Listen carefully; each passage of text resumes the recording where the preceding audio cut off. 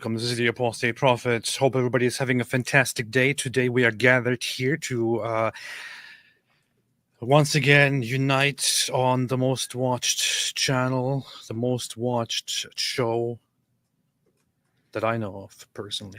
But yeah, welcome to Apostate Prophet. David, what's up? How you doing? It's a crap day. Let's see. We're live discussing the Christmas market attack in Germany. Post. That's a crap day, man. It's a crap day. So first of all, some idiot, don't know who, but he should be publicly flogged at least. Scheduled the Tyson Fury versus Usyk fight. That's why it's a terrible day. No, they scheduled the fight for the same exact time as the Pittsburgh Steelers versus Baltimore Ravens game, which for either Steelers or Ravens fan is basically like the Super Bowl of the year. They scheduled those at the exact same time. And Tyson Fury, whom I wanted to win, lost.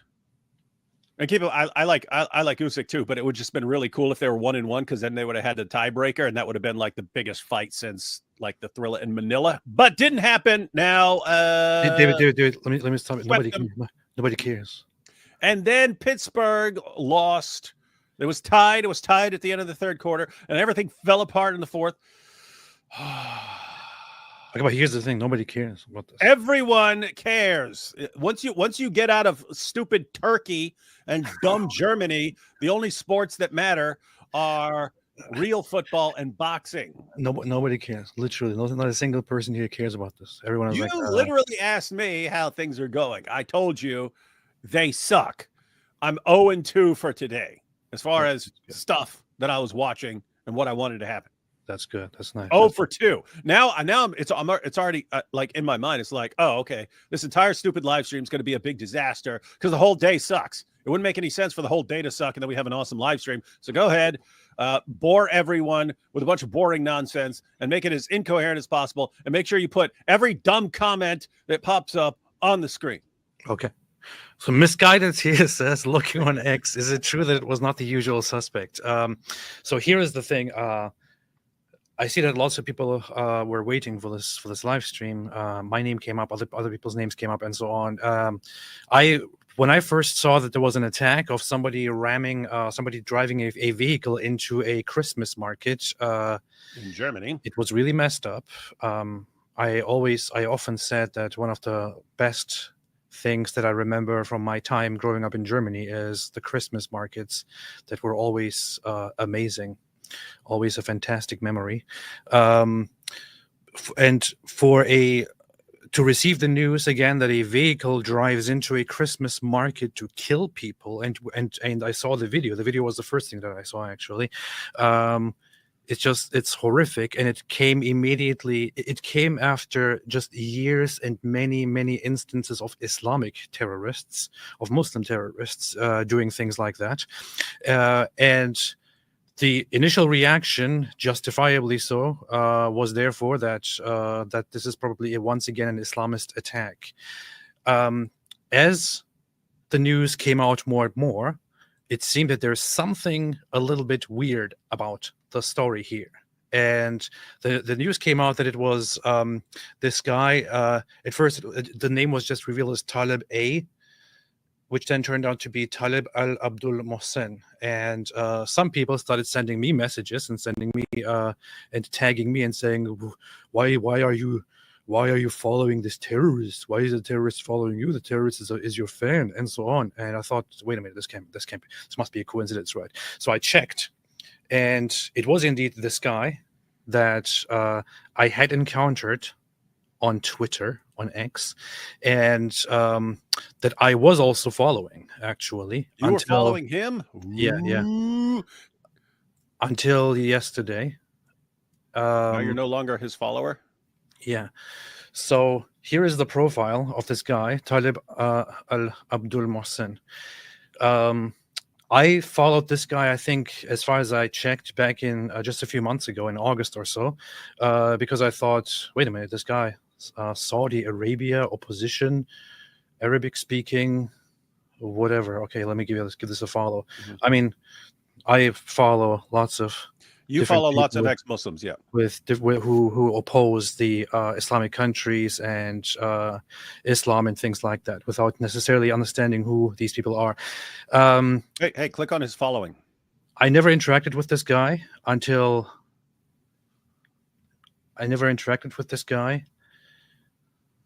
Did you? Click on followers. Let's see. Let's see how many of the so Nuria Khan there. So shake it off.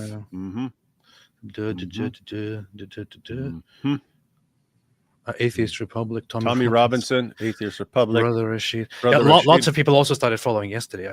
I believe to just have a quick to have it come up here. So anyway, this profile came up and I looked at it and I checked my messages because I don't remember ever interacting with this guy. And I did see in my messages that he sent me messages several times since 2023. Dude, those messages better not have said, please help me. I'm really struggling right now. I feel like I'm going to explode if you don't help me, AP. And you just ignored him. No, the messages were stuff like that. The messages were just a bunch of things like his first message. Actually, I took screenshots of those. Maybe I should just bring them up here. The first message was something about, hey, do you want this figurine of this female goddess, which is the trans version of Allah or something like that? Like, what a weird thing to send somebody. Ignored. Wait, he was probably watching one of your shows and see how much you like weird stuff. And then when I was talking about Andrew Tate, he sent me something about Andrew Tate, again, kind of pushing me to interact with him, which I ignored again. And then later on, he sent me some other stuff about Islam and made some poorly made AI videos. Like this one, he sent me this. He forwarded me this back in August, where he made a poorly made video where Elon Musk allegedly speaks. He just puts Elon Musk there to then present his narrative instead of putting his own face there and talk. Someone tell Elon that if he's trying to look like me, he needs to grow out his beard a little. Definitely. And put some glasses on. Be a dead ringer. So this guy has had some real problems. This man has real problems. And he contacted me and I ignored him every single time. It enraged him so much that he took it out on the people of Germany. He was also following other ex-Muslims and also tried to message other ex-Muslims. And as far as I can see, most of them ignored him and thought that he's a little bit strange. Some people even that I personally don't have much of an agreement with, like Ali Rizvi, messaged with him and told him to just go away, basically, because he was apparently being kind of, he was being very, very strange, complaining about other people and contacting him. Let me pull that up quickly here. Oh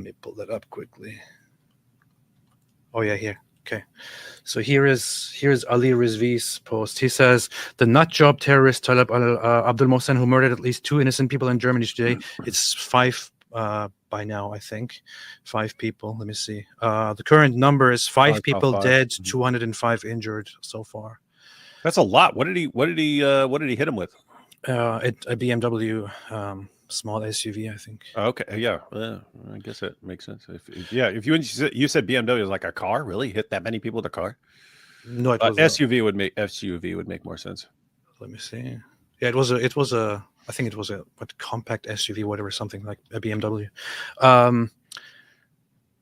German engineering. Ex-Muslim refugee from Saudi himself, the man was angry at the Germans for being too generous to Muslim refugees. So this is what he says. I personally don't really take Ali Rizvi's description of things very much at face value. People have been running with it. I told you, because I watched the last videos he posted. He was saying something very different. Here's the thing. Apparently he messaged Ali Rizvi, and Ali Rizvi mostly ignored the guy.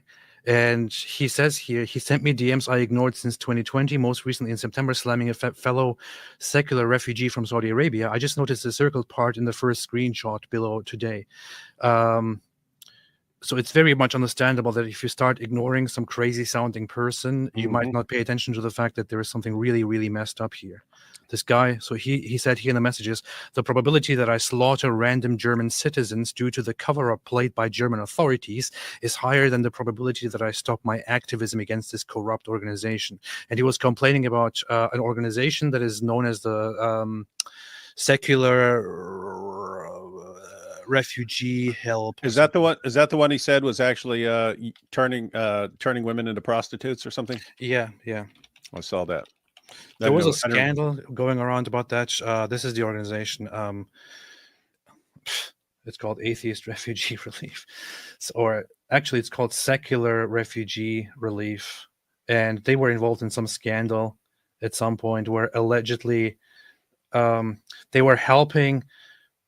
So the allegations, which they deny, were that they were helping Saudi Arabian, ex-Muslims or dissenters or others migrate to Germany, but then they were there coercing them or abusing them or things like that. And I haven't really seen any evidence for that except some weird video posted of some guy standing there in his underwear, which doesn't say anything at all. Yeah, But, I haven't heard anything about that except for him in his Yeah. in the videos that he posted right before his attack. It would be seriously messed up if people are doing that, because that's a scam that other people use in different ways. Traffickers use in different ways. They'll go to the Philippines and say, "Hey, we can arrange for you husbands in America," and then you're actually end up trafficking them and so on. Or you tell people, "Hey, we need workers over here," and then you bring them in and they turn out to be sex slaves, or you force them into pornography or something like that. It'd be really messed up if people are doing that with people like in Saudi Arabia who are desperate to get out. You say, no problem, come here. We've got an organization that will help you. And oh yeah, now you're going to do porn or be a prostitute or something. Yeah, so it says, statement by the Secular Refugee Aids Association on the attack in Magdeburg. The Secular Refugee Aid is deeply shocked by the attack on the Magdeburg Christmas market that took place yesterday. We would like to express our deepest condolences to the victims and relatives of this terrible crime. An individual identified as the alleged attacker has made numerous accusations and allegations about our club and former board members in the past that are in no way based on reality. Now that we have been drawn into this horrific matter, we would like to take a stand. This person was never a member of our association, and we strongly distance ourselves from him. The last out-of-court contact between our association and this person goes back to 2018, 6 years ago. Originally, there was a plan to work together to coordinate aid for atheist refugees from Saudi Arabia. However, this cooperation failed. Since then, contact with the now suspected perpetrator has only been possible through lawyers and courts, because in 2019, members of the Secular Refugee Aid filed a complaint with the police after he made the most vile slanders and verbal attacks. During this entire time, we were unable to identify any reason that would explain his defamation campaign and the aggressiveness of his accusations. This is the thing. Actually, let me finish. This complaint resulted in a lawsuit that the former board members won before the Cologne Regional Court, with the court ordering the person to delete the social media posts in question. The case is currently still under appeal before the Cologne Higher Regional Court. Here is the thing. From what I can see here, so this guy was going around accusing this organization of allegedly abusing Saudi Arabian refugees and being engaged in some cover-up together with the German government and the government of Saudi Arabia, and he was promising that he's going to seek revenge and punish them and things like that. But I have not seen a single piece of evidence for that. He sent that to other people who also mostly either ignored it or asked for further evidence and then ignored it, and so on. And the police never did anything about this. And the thing is, my mind, I spent the whole day looking at this weird stuff, and going through that guy's profile is really weird because it sounds pretty psychotic. And my conclusion that I can, like, at this point draw from that guy's behavior and the things that he has said so far are either that he suffers from some very serious mental illness and has had some psychotic break or some paranoia that has taken over his life or something, I don't know, or that he himself might have been a person who basically tried to infiltrate dissenters and ex-Muslim movements in order to bring harm to them. Well, Which- the other possibility is that he is actually an ex-Muslim and he found out some stuff and he tried to expose it, and he's actually just enraged that everyone's covering stuff up, right? So those are the possibilities. See, so as far as the accusations against this group, I've only seen what he said, and he seems like someone who could definitely be mentally ill. So you can't just say, oh, he must be right about what this group is doing. The person who's saying it is a lunatic. Regardless, whatever his position is, he's a lunatic. He just tried to massacre a bunch of people at a Christmas market and so on. But yeah, there's a weird situation where there are a lot of possibilities here, right? So again, guys, if you just go with him, if you just go with what he says, he's an ex-Muslim who's concerned for other ex-Muslims, and he sees that ex-Muslims are being abused and mistreated, and that there's a big scandal, and the German government is covering things up, and the German police, what he said in his last video, the German police were stealing his stuff, and they were taking his little thumb drive or something like that, and he blames the German people. So his explanation of why he attacked the random Germans at a Christmas market was the German people are responsible for keeping the police in power. That's interesting because that is an idea that we've heard over and over again from jihad. It's exactly what Osama bin Laden said in justifying the 9/11 attacks. What are you doing? You're killing random people. No. Those are not random innocent people. They all pay their taxes to the U.S. government that is making mischief in Muslim lands, and therefore they bear the responsibility as well. So it's an Islamic way of thinking. But anyway, if you take his word for it, he's an ex-Muslim. He came to Germany to get away and to be safe, and then he finds out there's all this corruption, and he's so enraged that he wants to make an example out of the German people who are funding all this stuff. So that's one. The other is he's insane. He's got mental problems, and he's seeing things everywhere, and they're not really there, and he actually goes crazy and goes and kills a bunch of people. That's kind of what he sounds mentally ill. Like even if he is an ex-Muslim, and even if he did see something, he still sounds like he's mentally ill. And the third option is that he is actually a jihadi who was undercover the entire time. Here is the thing. Lots of people that I follow, that I have seen comment on this, have pushed that one theory, which is that this is a sleeper jihadist who lived undercover and did things for many, many, many, many years. The thing is, many, many years would mean that he did this since 2006. He went to Germany from Saudi Arabia in 2006, 18 years ago. So as much as I would like to find the blame in that, and which seems like a plausible explanation on the surface, it's I can't personally say that it is one of those things. I can't personally go for that explanation because I haven't seen any solid evidence for that. Lots of people are claiming that, but most people seem to just base that on assumptions and certain leaps. I don't see any proper evidence actually pointing at that. It could be that he was undercover, that he was here for 20 years, and or in Germany for 20 years, and for 20 years he had a very, very solid job of trying to stay as much undercover as possible and trying to be as anti-Islamic appearing as possible in order to then leak information to the Saudi government or things like that. It could be, maybe it's not impossible. It's not impossible, but it would actually make. I'm not saying I believe this. I don't believe this. I'm saying I see why some people would believe this. It would make sense for the Saudi government or people within it, like the morality police and so on, to send someone to Germany so that he ends up being the one that people who are trying to, atheists and so on, apostates, if they're trying to escape Saudi Arabia, they'd contact him if he's informing on them, that would make sense. That's like having a confidential informant for a perfect task if you want to catch apostates. So it makes sense. It's just you could make a seriously good case for any one of these options. You can make a good case that this is a guy who, because you do have people like Anders Breivik and so on who are like, I need to do some big attack to show people how serious this is and to get people's attention. So you do have people like that. So he could just be exactly what he says. You know what? I'm an ex-Muslim. I see what they're doing here. And when I try to bring attention to what's going on, what do? They attack me. You know what? I'm going to go kill a bunch of people to expose all this stuff. So that there are people who think like that. And that's what he says. That's his position. That's what the position you get from his videos. If you look at other stuff and the messages he sent people. Hey, Jay, what do you want from me, Jay? Can you please set the rosary? What do you want from me? Are you a groper? Are you a neo-Nazi? What do you want from me, you bastard? Yeah, Jay.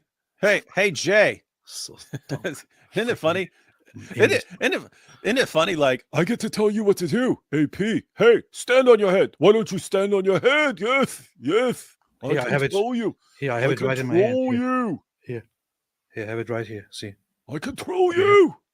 No, put it down. It's upsetting me, and the whole world revolves around me. I'm Jay. Probably a groper. Groping people left and right. Now, the thing is, I'm sitting here watching Nick Fuentes and you're holding the rosary. Only Nick Fuentes gets to hold the rosary because he's the only real Catholic. So once again, I have seen lots of people take a position on this. I personally can't take a position. Yeah, I have zero I just position can't do that because I haven't seen any single solid piece of evidence, and I can go through much of the evidence that people are talking about to analyze those. I personally haven't been convinced by any of those as proper evidence. I see. Here is the thing. Who was that? Infidel Noodle. She just pointed out that why would anyone do this? So here is the thing. When I love Germany, I love Germans. I have a lot of love for Germany and Germans. Means a lot to me.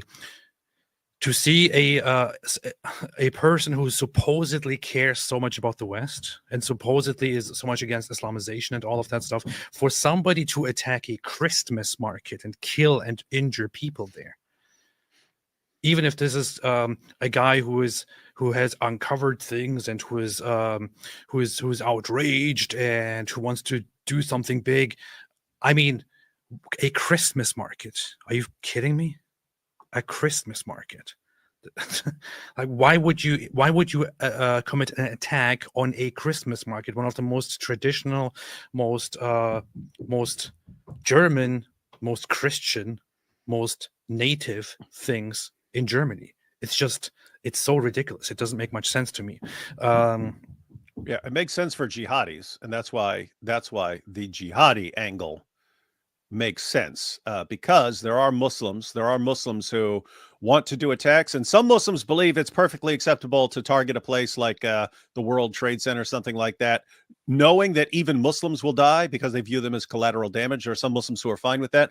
There are other Muslims who want to avoid Muslim casualties at all costs, and so you don't want to kill any Muslims, and so those people tend to go after concerts or churches or something like a Christmas market, because there aren't going to be any sincere Muslims there. So that makes sense, and that's why you got multiple viable options here. So I will withhold judgment until I see some decisive evidence. Here is one of the first things that I thought of when this guy was highlighted. Who is this figure on his profile picture? And the thing is, I couldn't, when I searched for it, I couldn't find any other example of this, except that this guy looks like the younger version of somebody who was killed by America very recently. And that is Qasem Soleimani, who was the Iranian guy. In fact, here, this guy here, who was killed in an airstrike several years ago. That even happened when we were alive. His profile picture looks like that guy, and I'm not sure if anybody can correct me on this or has more information on this, but pretty sure that is this guy. That is this guy. Whatever, man. Here. and I don't understand what the connection here is. Can anybody inform me what this is about? Why That's is not the he same guy. That guy's eyes are open, and the other's picture, his eyes are you can't see his eyes. totally? He's been humiliated. I think this is the same. I think this is him. This is Qasem Soleimani, and the guy was an Iranian, the Islamic. That could be like regime hero. 900,000 different guys, man. This is a bit of a coincidence. That could be you if you had a different hairstyle. I don't know. You see? And he followed AP and then has a picture of AP with a different haircut. And that guy is an Islamic regime of Iran, Shia hero against the forces of the Sunnis, against Saudi Arabia and things like that. So this makes sense considering the background that this guy, the terrorist from yesterday, also claimed that he is of a Shia background, and his grievances with Saudi Arabia began because he's Shia, but then he found that Wahhabism is the real Islam and something like that. There's just a bunch of weird stuff going on. I tried to contact Rana Ahmed. She's one of those German Saudi Arabian ex-Muslims, also in connection with this with a founder of that organization, which that guy referenced. Not sure if she knows more about it. I saw that he insulted her and accused her of being an undercover Saudi Arabian spy and also a prostitute and things like that, which is really messed up and big allegations. So and his accusations were actually, you know what? Let's just play them all. I think two of them are like 4 or 5 minutes, and the others. First, I want to play the shorter. ones that he posted very recently, right before the attack. So this is what he posted right before the attack, and the thing is, when you listen to this video, it just sounds a little bit insane. Hi, my name is Talib Al Abdul Mohsen. I'm a medical doctor, psychiatrist. Like Zakir Naik. I work in Germany in a government hospital, and this story started a very long time ago, at least 2,400 years, when Athenians executed Socrates for his religion critique. And nowadays, the cultural descendants of ancient Greeks are Europe and North America. And currently, in these countries, the nation that is actively, criminally chasing Islam critics to ruin their lives is the German nation. That's one reason why I hold the German nation responsible for the killing of Socrates.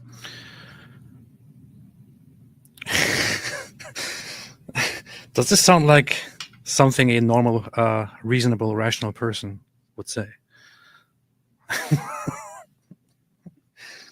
I mean, you could interpret this from a perspective of drawing a comparison between what Germany is doing and what the ancient Greek society did, or actually claim that they are totally connected and therefore responsible and so on. But what the hell? What a really ridiculous thing to say. It's just so it's so dumb. It doesn't make much sense. What do you think, David? Yeah, that whole connecting things to Socrates. So I guess he's the new Socrates, and the Germans are the people, are like the Athenians who put Socrates to death. Only in this version of the story, Socrates gets in his car, drives into a Christmas market, kills a bunch of people. Yeah.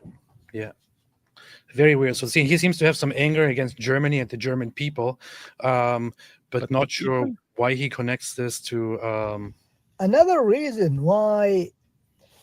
Actually, let's go here. Okay, this is the next one. Another reason why I consider the Germans as citizens responsible for the persecution that I'm facing in Germany is the story of a stolen USB stick from my mailbox.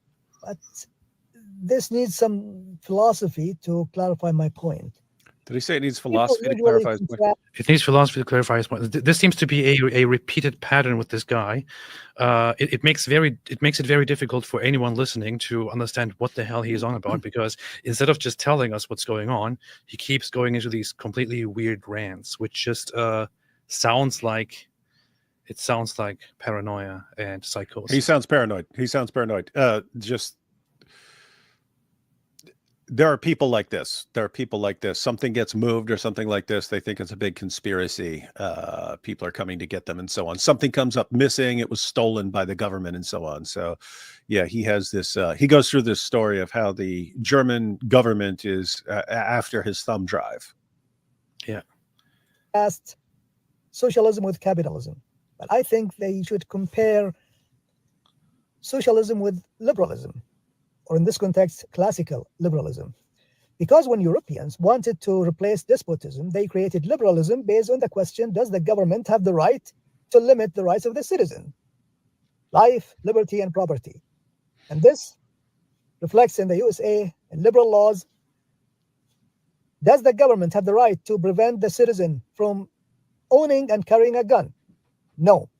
Does the government have the right to prevent the citizen from installing a surveillance camera to monitor his mailbox, which is outside? No. In Germany, it's different. The laws are based on socialism, which has a concept that the government is responsible for protecting citizens in a paternal way. Well, here's the funny thing. Until this point, most people who start this video, let's imagine we are at a point where none of this happened, where this guy didn't commit a terrorist attack, where this guy didn't attack a Christmas market. You are just looking at this post, opening this video, and start listening to it. You don't know at this point what this guy is actually on about. And until this point, you have even less of a clue what this guy is on about, because none of it really makes sense. It seems that he's making connections in his head and just presenting them to us, and that's it. It's so wild and weird, which is why I'm sorry to say, and I know that lots of people want to think that this is a conspiracy, and this guy is from a sleeper cell and is a jihadist who snapped and who committed a terrorist attack and so on. To be very honest, to me, the simpler explanation, or the more likely explanation, is that this guy is not a jihadist, that he did not commit a jihadist terrorist attack, but rather that he has gone down a very, very severe, I don't know what it is, path of paranoia and mental illness, that this guy needed help.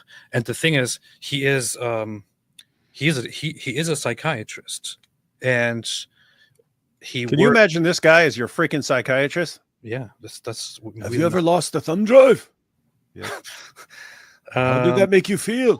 Did it make you feel like the government is coming to get you? A 50-year-old atheist and Islamophobic. Wikipedia. Doctor from Saudi Arabia who lives in Bernburg and who works as a psychologist and psychiatrist in a correctional facility in a clinic in Bernburg.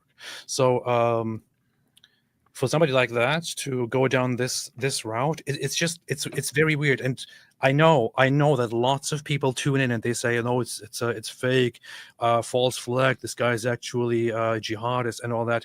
Okay, cool. I get the way you want to think that, but where is the evidence? Yeah, I wouldn't rule those out. But you have basically, guys, you have the three possibilities we mentioned, and then sort of a catch-all. Maybe there's some other explanation that we're not thinking of, and so on. And if you were to assign probabilities, looking at this, I would, I'd think 40 or 50%. I have like a 40 or 50% confidence level that this guy's just nuts, and then the remaining percentage would be like those other possibilities, which, keep in mind, they're still legitimate possibilities. If I think, okay, maybe 20, 30% that this guy's actually a jihadi or something like that, that's still plausible. But we need to see evidence before that becomes The thing is, probable. the guy also didn't leave a proper, manifesto or explanation or anything behind. At least he's alive.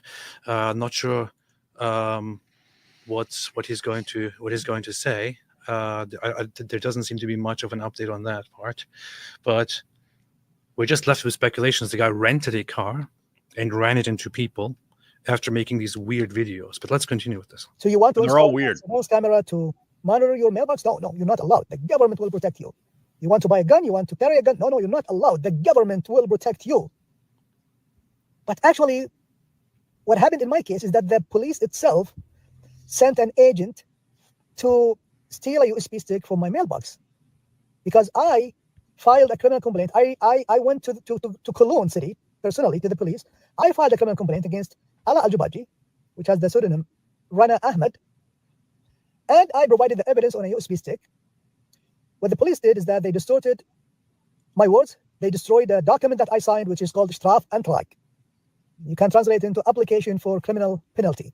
They destroyed the Strafantrag that I signed personally, and then they claimed that I was confused and they did not understand what I was saying, and they wrote that they did not examine the USB stick. They did not. Maybe there is a big plot here. Maybe he was actually onto something. They were persecuting people, and the government was in on some corrupt plot or something like that. But the thing is, as far as looking at everything that this guy has said so far, looking at everything that I have heard from this guy, I wouldn't blame the police officers if they thought that this guy is a little bit confused.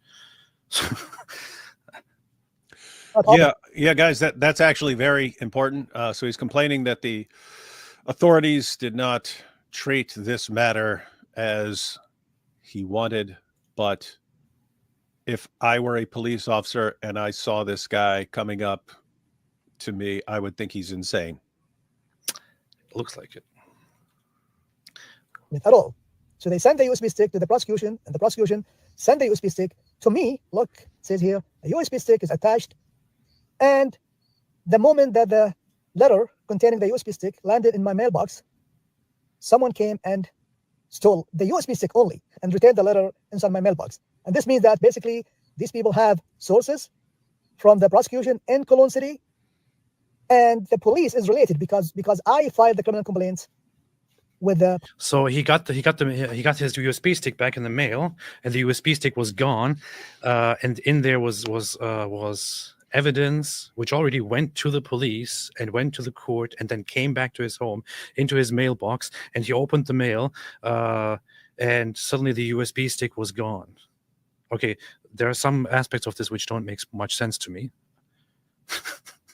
Why would the authorities, why would the security forces, why would the people in charge send it back to him in a letter, and then steal it, and then wait for it to drop into his mailbox and then steal it? That is puzzling. Why would they be doing that? Guys, keep in mind this is part of his defense of why he's killing a bunch of people. The German police took his USB stick and they mailed it back to him. But then after they mailed it back to him, they stole it.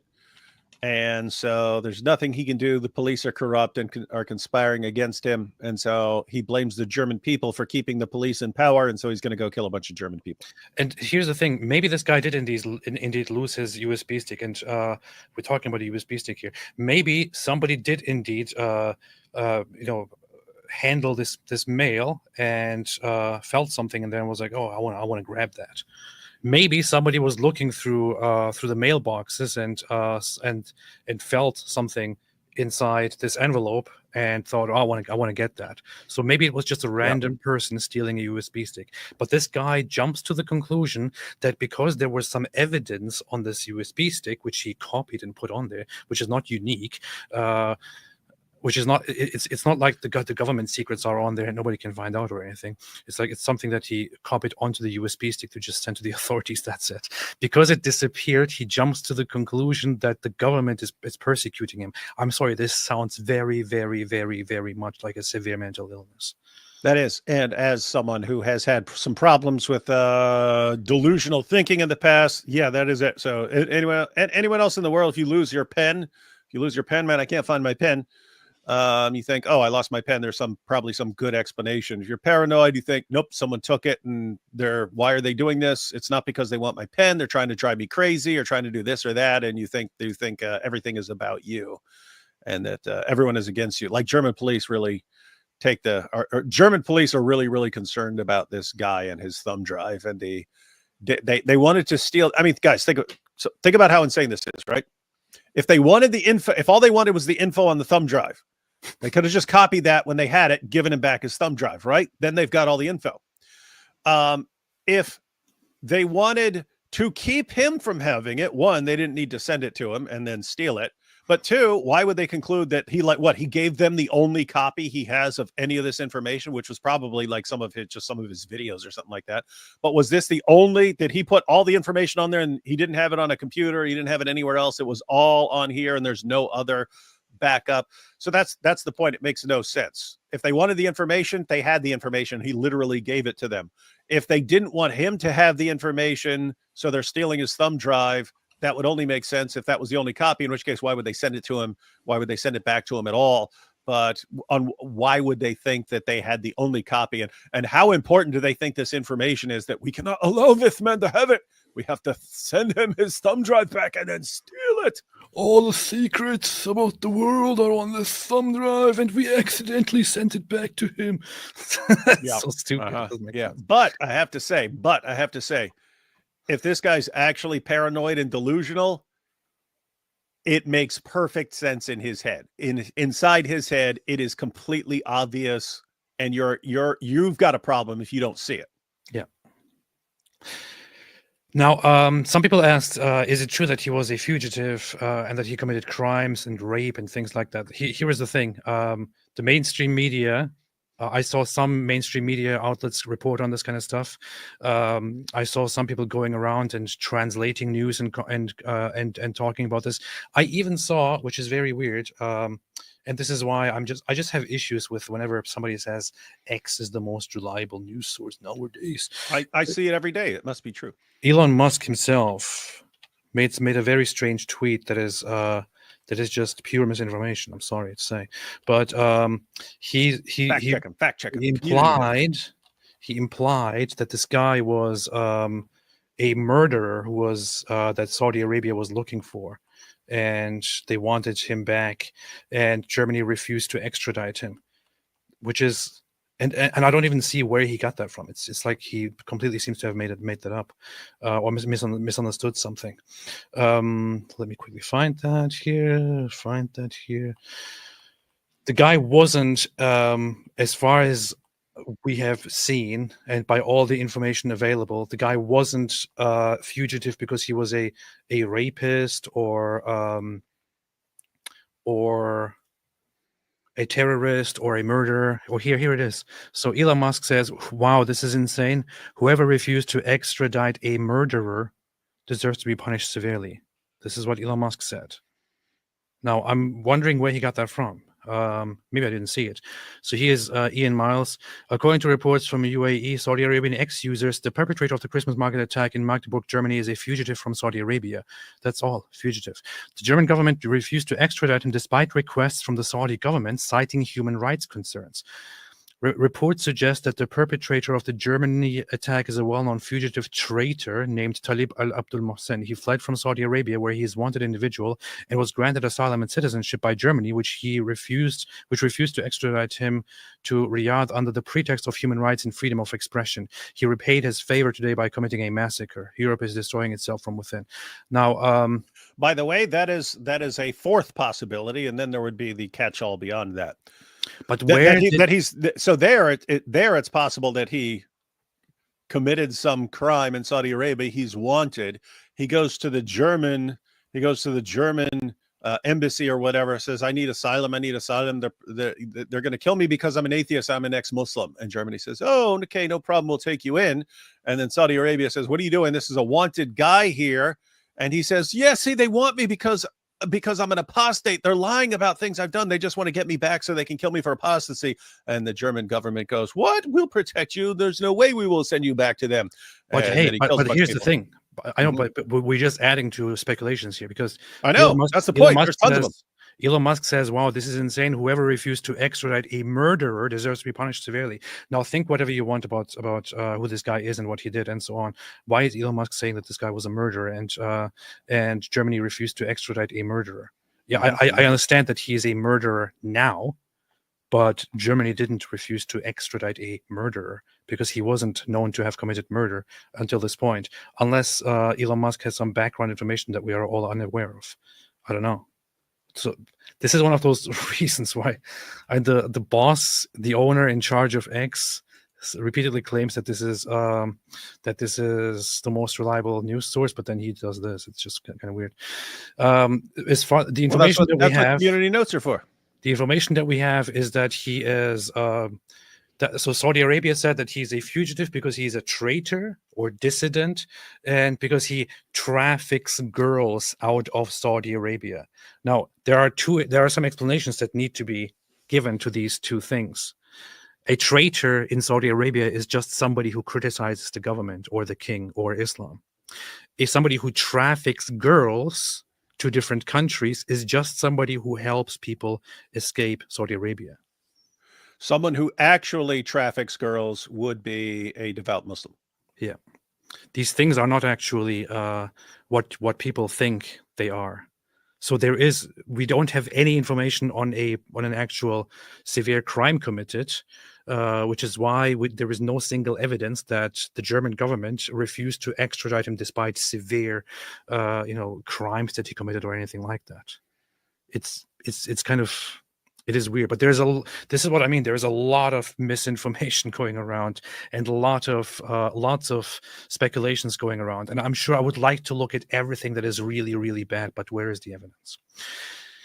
Kay Leafy says, it is my birthday today. Can I have a happy birthday in a Lidawa voice? David.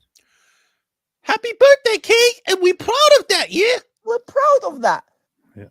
Happy birthday, Kay. Kazemi said, AP is probably on the toilet. This is true. What do you mean? He's right here in the show. This is the toilet.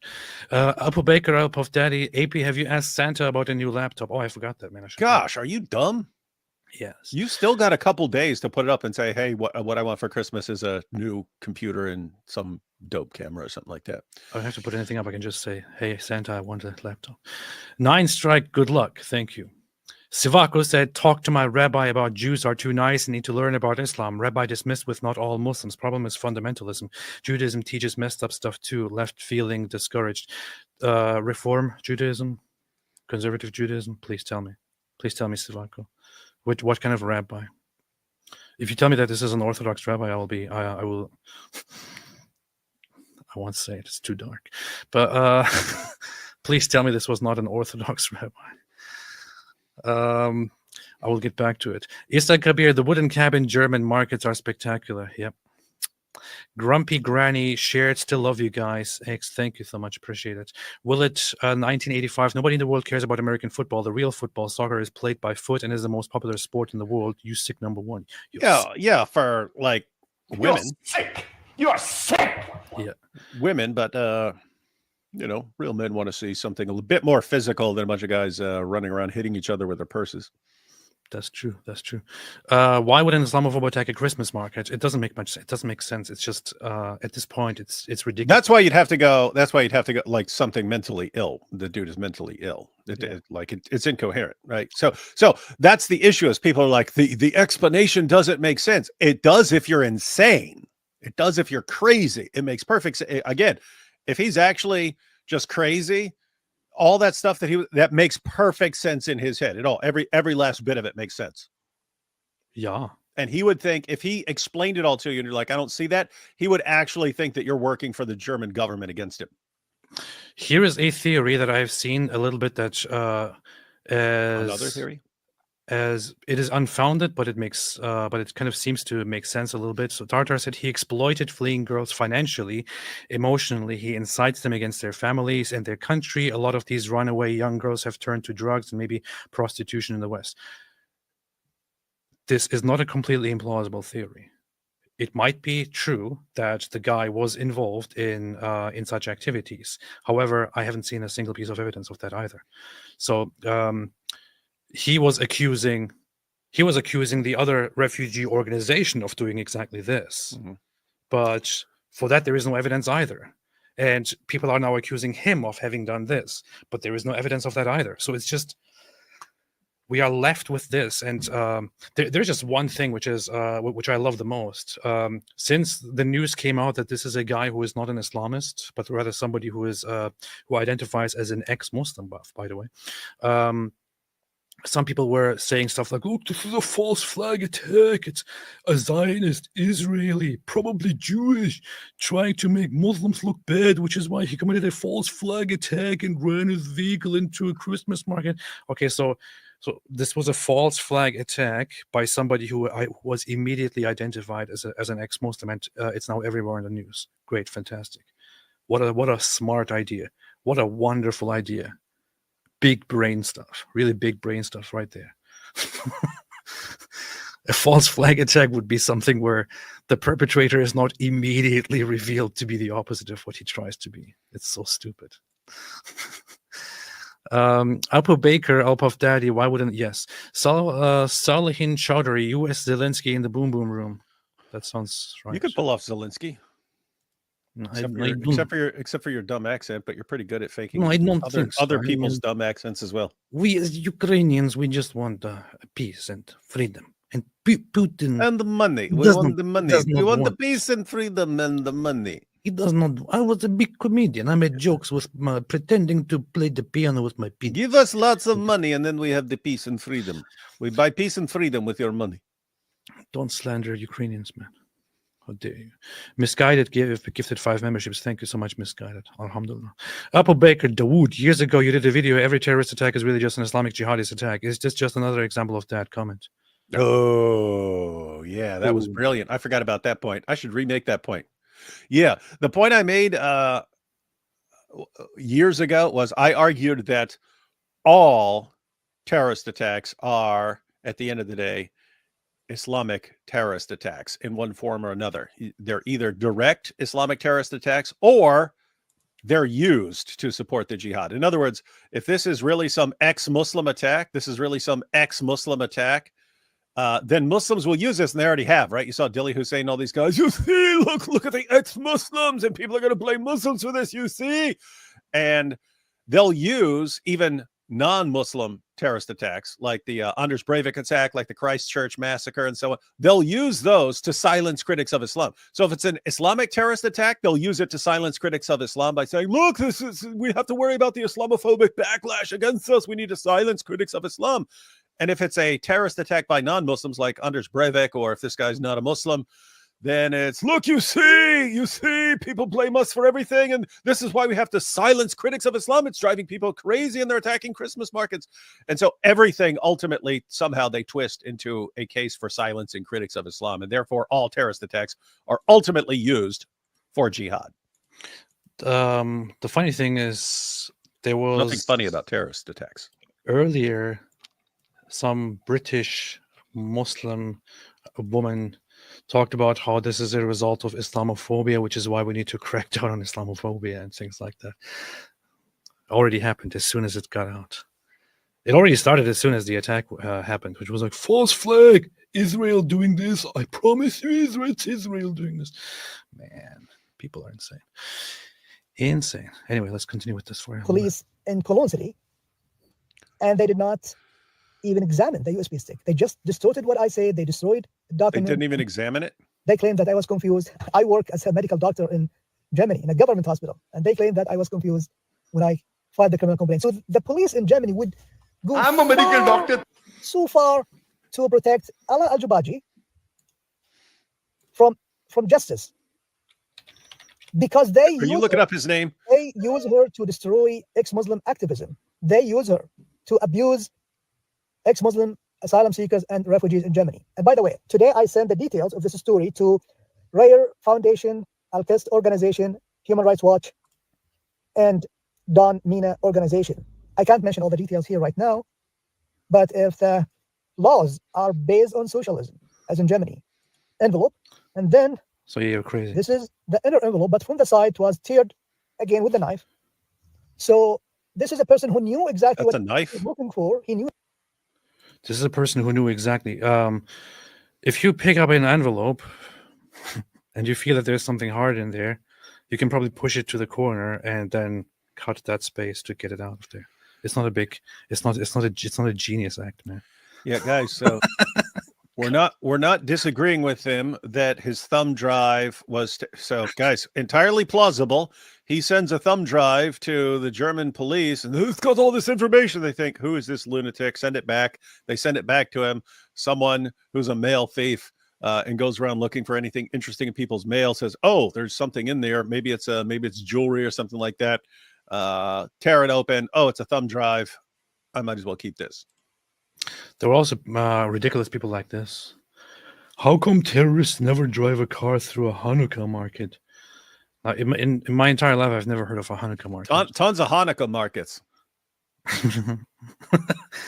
Why there's no such thing as a Hanukkah Hanukkah market? markets There are have been big in terrorist Germany. acts and Jews celebrating Hanukkah. I've never heard of a Hanukkah market, but apparently we are supposed to ignore the data and the fact that Jews are primarily disproportionately targeted in hate crimes, and that even just yesterday, on the same day, the headlines were that Jewish girls' school, a Jewish girls' school in Toronto, was attacked for the third time in a row with gunshots. But yeah, why are they never attacking Hanukkah? This is the same objection as why doesn't ISIS attack the Jews? Oh, because they are Jews. They're secretly Jews. How come terrorists never drive a car through a Hanukkah market? Because they're actually Jews pretending to be Muslims. That's the reasoning, guys. Except for when you got all these people who watched our show yesterday. David, I can't believe you don't believe our insane conspiracy theories. It's so simple. Yeah, all this makes sense. But you guys are in the same ballpark with this guy. The moon is made of cheese. Wonderful platform there, Elon. Thank you, Elon, for fixing Twitter. That's your stupid computer. Get into it. It's not.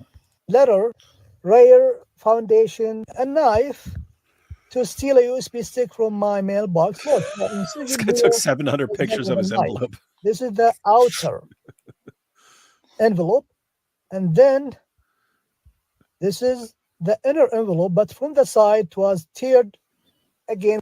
Okay, so you're crazy. You should. Yeah. Hey, he posted the letter. You should actually translate it for everybody. Inshallah. So I published some of the details in this video. Go and watch it. Nobody please. wants to watch a fake AI Elon Musk. Watch it. On the watch it. I've got the details about how the Germans are conspiring against me. I spent almost 9 years as an asylum activist helping asylum seekers and refugees all over the world. And I got countless reports about crimes and suspicious activities committed by this organization compared to 0 reports about all other asylum organizations in the world. And I reported most incidents to the German police or prosecution, but there was no serious investigation at all.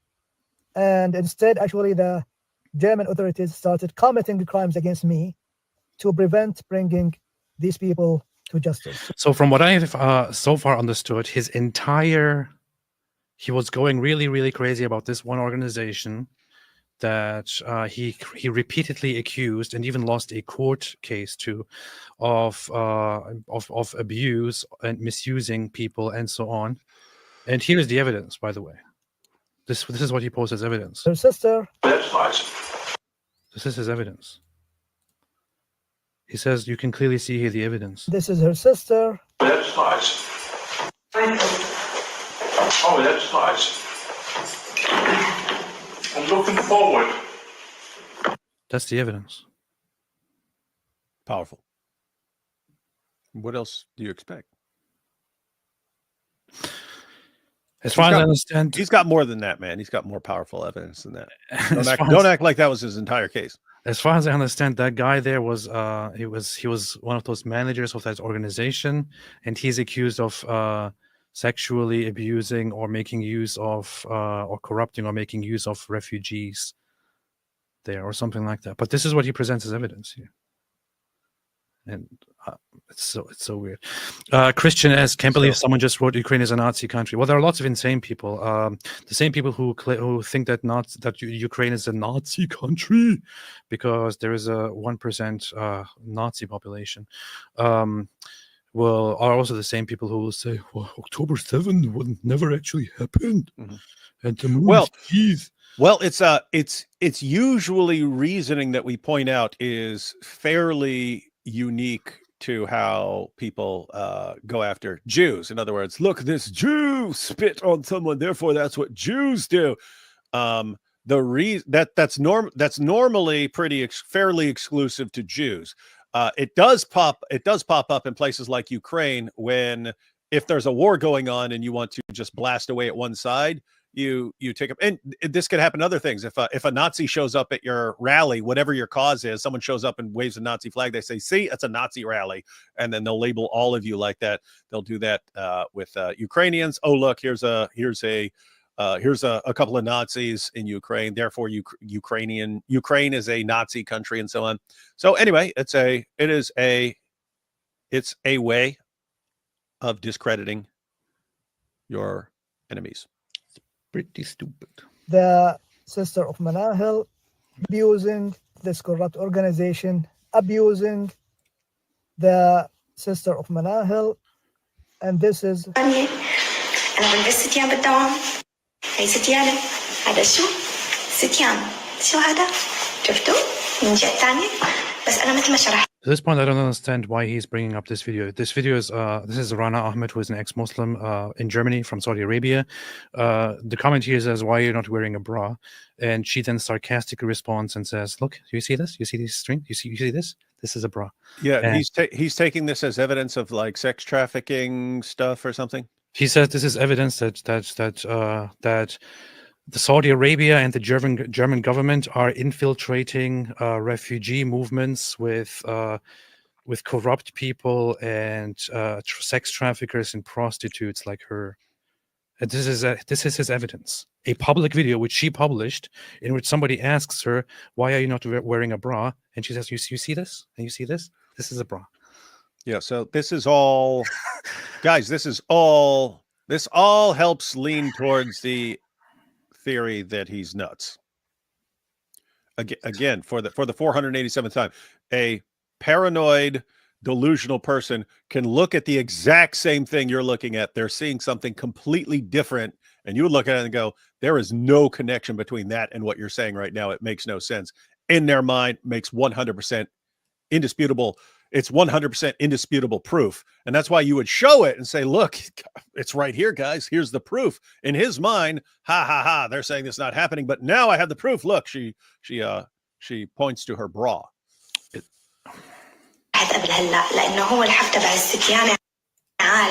this was Ala Al-Jubaji, aka Rana Ahmed, a founder and the icon of this corrupt organization. This video, she published it publicly on her Snapchat, showing her during work at workplace Mamonova Cologne, wearing work uniform, showing her breast and describing her nipples. So this showing her breasts and discarding her nipples. He just said it. Hey, someone should show this guy the clip of Mohammed Hijab stripping off his shirt outside the Chinese embassy, because this guy, you see, look at this. These guys are all secret strippers behind the scenes. This is just such a weird reaction. It's like this is something an Islamist would say in response to a woman just doing what she did here. Look at this. She's getting basically literally naked. She's a prostitute. But for an ex-Muslim atheist to say that's just really, really weird.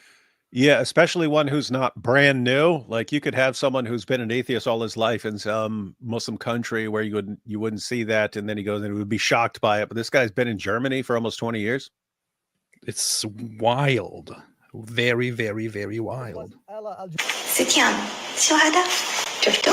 من جهة ثانية. بس أنا مثل ما شرحت قبل هلا لأنه هو الحف تبع الستيانة عالي. This was Ala Al-Jubaji, aka Rana Ahmed. So that's the person from his letter. Yeah. Yes. That's the And- person. That's the person he was trying to sue.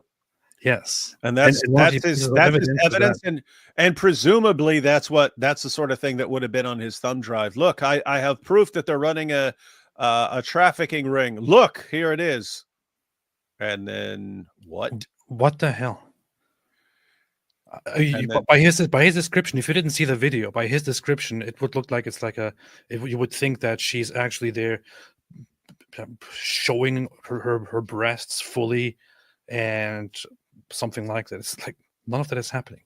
What's going on here? And how is this evidence to her being a corrupt person who has infiltrated the movement with trafficking and prostitution and things like that? All you could the say, hell? all you could say is she's a woman who has no qualms about showing the top of her bra. If someone is asking her, if someone says she's not wearing one, she's someone who has no problem going, "Oh yeah, I am. See, there's the top. Here's the top of my bra. I am wearing one." So how you get from that to sex trafficking ring? Nonsense. During work at workplace Mamonova Cologne, showing her breast and describing her nipples. So this is what she is doing in public. I've been told that Germany has a very I don't know how to say it. Germany is very liberal with skin compared to America, for example. In America is much more I don't know what you would call it, prudish or puritanical when it comes to showing skin and all that. In Germany, stuff like this is nothing. And Germany has public nude parks and beaches and They things. walk around butt naked. All Germans walk around butt naked all day. Yeah, I've never seen a German with clothes on. Literally. Germans don't even know what clothes. Well, but really, Germany is very, very well known for that. So, what is this guy's deal? she is an illegal prostitute and that she tried to convince female Saudi refugees to work with her in prostitution, including a minor who was 17 years old at that time. I've been told that she is a drug addict and I've been told. alcohol addict. Okay. I've been So you've been told. I see. By the voice in my head, it told me. It told me that she's a drug addict. So, guys, here's how I would look at this. Okay, so he's about to go. He posted this right before his Christmas massacre, right? So there's no reason to hold anything back at that point. He's about to be arrested or killed or something like that, as far as he knows, and therefore you're just going to let.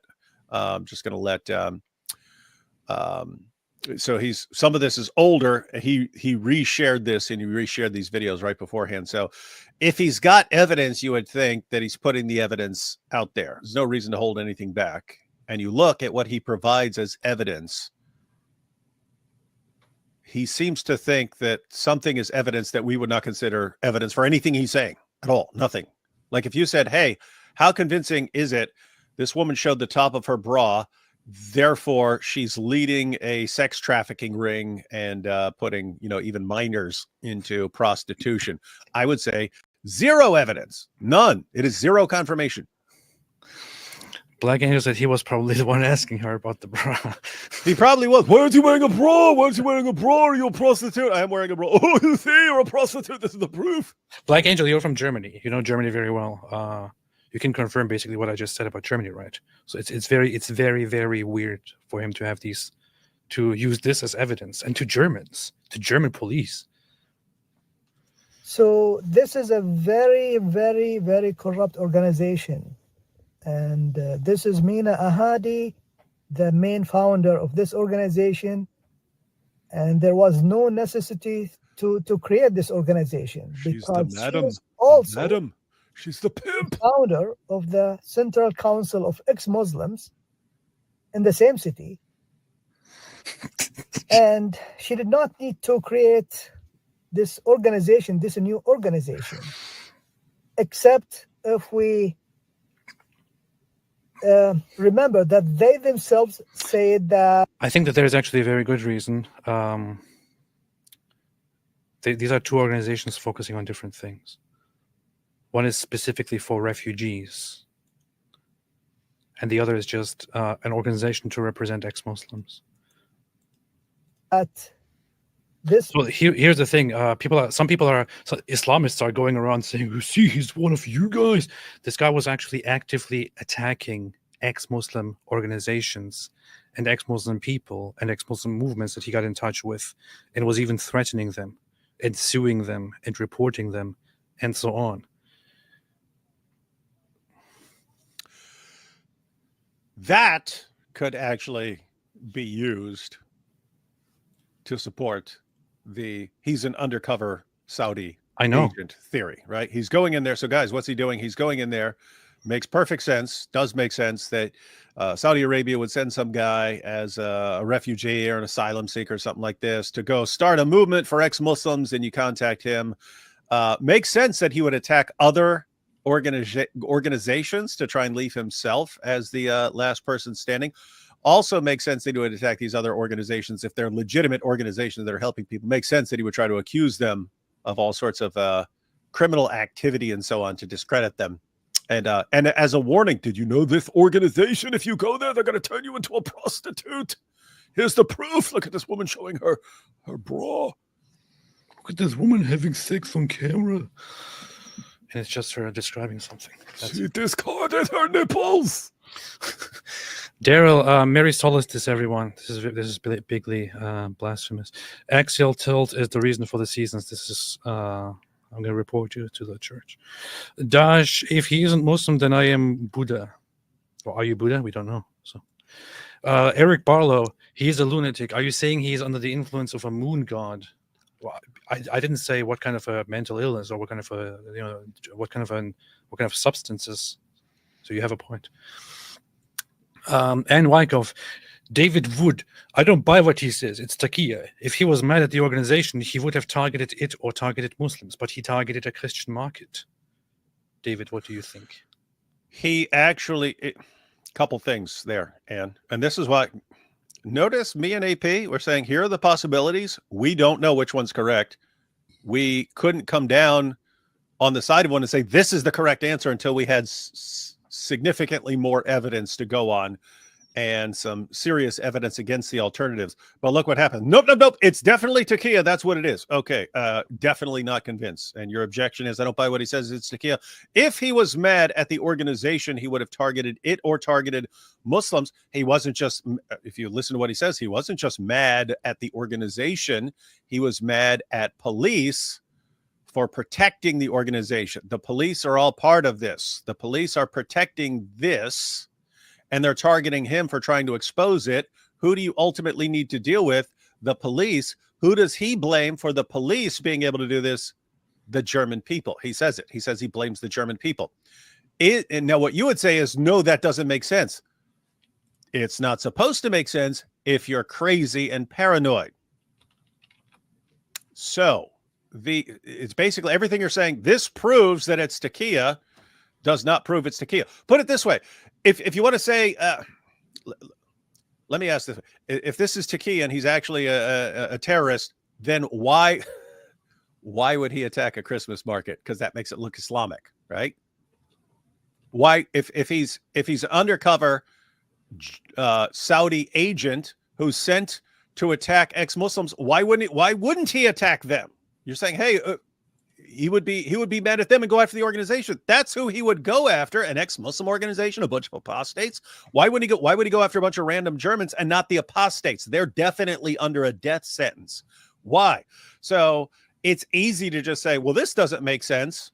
But what happens is people say, okay, here are the 5 theories that are circulating right now. Ooh, this one makes most sense to me based on almost no information at all. Let me rule out the others and I'll ignore all the problems with this. I could easily raise a bunch of objections to the idea that this guy is an undercover Saudi agent, spy, or whatever, trying to infiltrate things. That's possible. It's possible. It could be true. But to just act like that's the knockdown, hands down position, and there aren't serious problems with it, No, that's why. Here is somebody said Aaron Cohen said he's a trafficker. I saw somebody sent me this earlier today, and I had to look at it. And with all due, I don't know much about Aaron Cohen, but with all due respect to Looks him, angry. he makes the same mistake here by taking what Saudi Arabia said at face value without considering the context of an Islamic country. Let's see. Oh, yeah, but one second. Pause. Just What? like it's the same thing. Like information is coming from a bunch of really unreliable sources right now. Like the information coming to the guy, if he's crazy, the information he's sharing is pretty unreliable. You have to approach it with suspicion. If he's actually practicing taqiyya, he's deceiving people, then the information he's presenting is unreliable. Information put out by Saudi Arabia is pretty unreliable. I would not trust much of what Saudi Arabia. That's the point. We're being given all this information by a bunch of unreliable sources, and you got people clinging to it and saying, "Aha, this proves this." I'm like, I don't trust the information. It could be correct information, but I don't know how I would just be expected to just. Yeah, let's see what he says. Going to protect oneself or advance the agenda. But it gets worse. While living in Germany, Abdul Mohsen continued committing crimes, including human trafficking and smuggling young girls from Saudi Arabia. And despite his criminal activities, he secured a job as a psychiatrist in a government hospital. Let that sink in. A man accused. No, if you think he's too angry, this guy is. I think he's some serious war veteran and specialist and something. That makes sense, but this is how we're supposed to act. I get why you guys joke about everything and turn everything into a joke. You should be serious. We're supposed to be like this guy. Yeah. Let me tell you something about this guy. But here's the thing. Bad. He just repeats whatever Saudi Arabia said. So, again, with all due respect to him, he is misunderstanding the context, the cultural context of this, and is just repeating what Saudi Arabia said. What Saudi Arabia said is that he is a fugitive, traitor, and a trafficker. He traffics Saudi girls to different nations in Europe. This is what they said. There is a cultural context to this, and you might not understand the cultural context if you don't understand what kind of stuff is Saudi Arabia is running. In Saudi Arabia, if you criticize the government, you are a fugitive, you are a traitor. If you criticize the royal family, if you criticize Islam, you are a traitor, and you become a criminal. You become wanted. If you flee, you become a fugitive. So that's the first part. Secondly, if you work outside to help others get out and communicate with them, and you tell Muslim women in Saudi Arabia that there is a way to get out of there, and you offer them help. You could be a trafficker. You could be doing this to exploit them, but just doing that alone, that is what they consider trafficking. That is not trafficking. By German law, that is not trafficking. By the United Nations, that is not trafficking. So let's say a girl, a teenager, or I don't know, somebody who is a girl who is 18, who is 20, a woman who is 25, whatever it is still in Saudi Arabia very often treated as a possession who is under the guardianship of either the parents or the husband or whoever takes their place. And a woman is not culturally considered to have the right to travel freely, let alone to leave the country. If somebody from outside is contacted by this woman and she says, "I am sick of this, I want to leave, I want to get out of here," and that person outside of Saudi Arabia then helps this woman and organizes and arranges her flight to a different country, Saudi Arabia considers this to be human trafficking. That is not human trafficking by any definition around the world. That is what they consider trafficking, because they say, "How dare you steal our women who belong to us without our permission from under our fingers? How dare you do this?" So if you give them what they want, that is what they consider human trafficking, because to them, women cannot make decisions on their own. They can't travel on their own. They can't leave on their own. They have to be always under the guardianship of their guardians or of their men. That's what it is. So no, I reject the idea that this guy was a human, that this guy is just based on the Saudi Arabian information, a human trafficker. There is no evidence for that at all. So I would like to see actual evidence. I would like to see the conclusion. I would like to see where all of this points at. But that idea that he's a human trafficker doesn't make sense. It's a false statement. Yeah. So guys, one, it makes sense in the sense that it's coherent, right? It's always possible that you have a guy who committed crimes and then runs and then claims to be, I left Islam. That's why they're after me, not these crimes and so on. Until you, that just means it's in the realm of possibility. You still have to provide evidence for it. And we've seen none except Saudi Arabia saying some things which are being interpreted by certain people as confirmation of that theory. And we're just not seeing it. You said Nazi. You said Here is another ex-Muslim, Khadija Khan. She said the terrorist who attacked a Christmas market in Germany is an ex-Muslim. Far-right extremism and Islam. Where was that? Where's the message? Oh yeah, he used to target ex-Muslims and send them vile, intimidating messages. I am one of those targeted ex-Muslims. I seriously doubt that he helped many ex-Muslims. He must have done it for his own gain. Even if he helped someone, he is a swindler, extremist with malicious intent.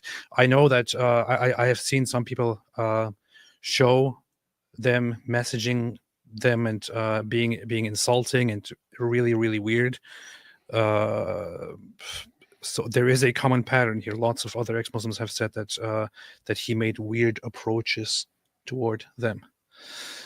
Let's have a few more here. Arctic Base, thank you, AP and Dawood, for exposing mainstream media lies and distortions concerning Israel, Palestine, and Islam.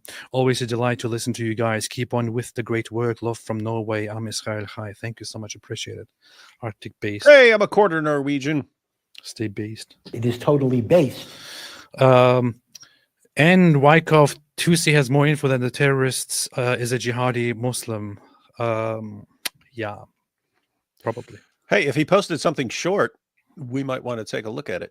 I don't think he did. I think it's a kind of a 40-minute live stream or something. Then we're not watching it. Well, we might watch it, but it would be separate. Tusi. Here's what sucks, ladies and gentlemen. Anytime there's something like this, I always, especially if there's conflicting reports, I always want to wait like a week or 10 days or 2 weeks or a month or something like that, because that time everyone will have had a chance to filter through everything and so on. But you have to discuss it right when it's happening, because that's when everyone's interested in it. People aren't going to be interested in it a month from now. So it's like you have to discuss it based on limited information. But guess what? If you're discussing stuff based on limited information, you've got a good chance of getting some stuff wrong. That's true. That's true. Then, of course, there is this funny post here by Sheikh Suleiman, by Suleiman Ahmed. I find it so hilarious. This is one of the first things he posted in response to this. You see, this is the proof. The German market attacker was a fan of the apostate prophet. Was he radicalized by his ideology? And the evidence and the thing he posted here of everything that he could find was this: me making a joke post about partitioning Syria, where I say, this is how Syria will be partitioned. I have made the final decision.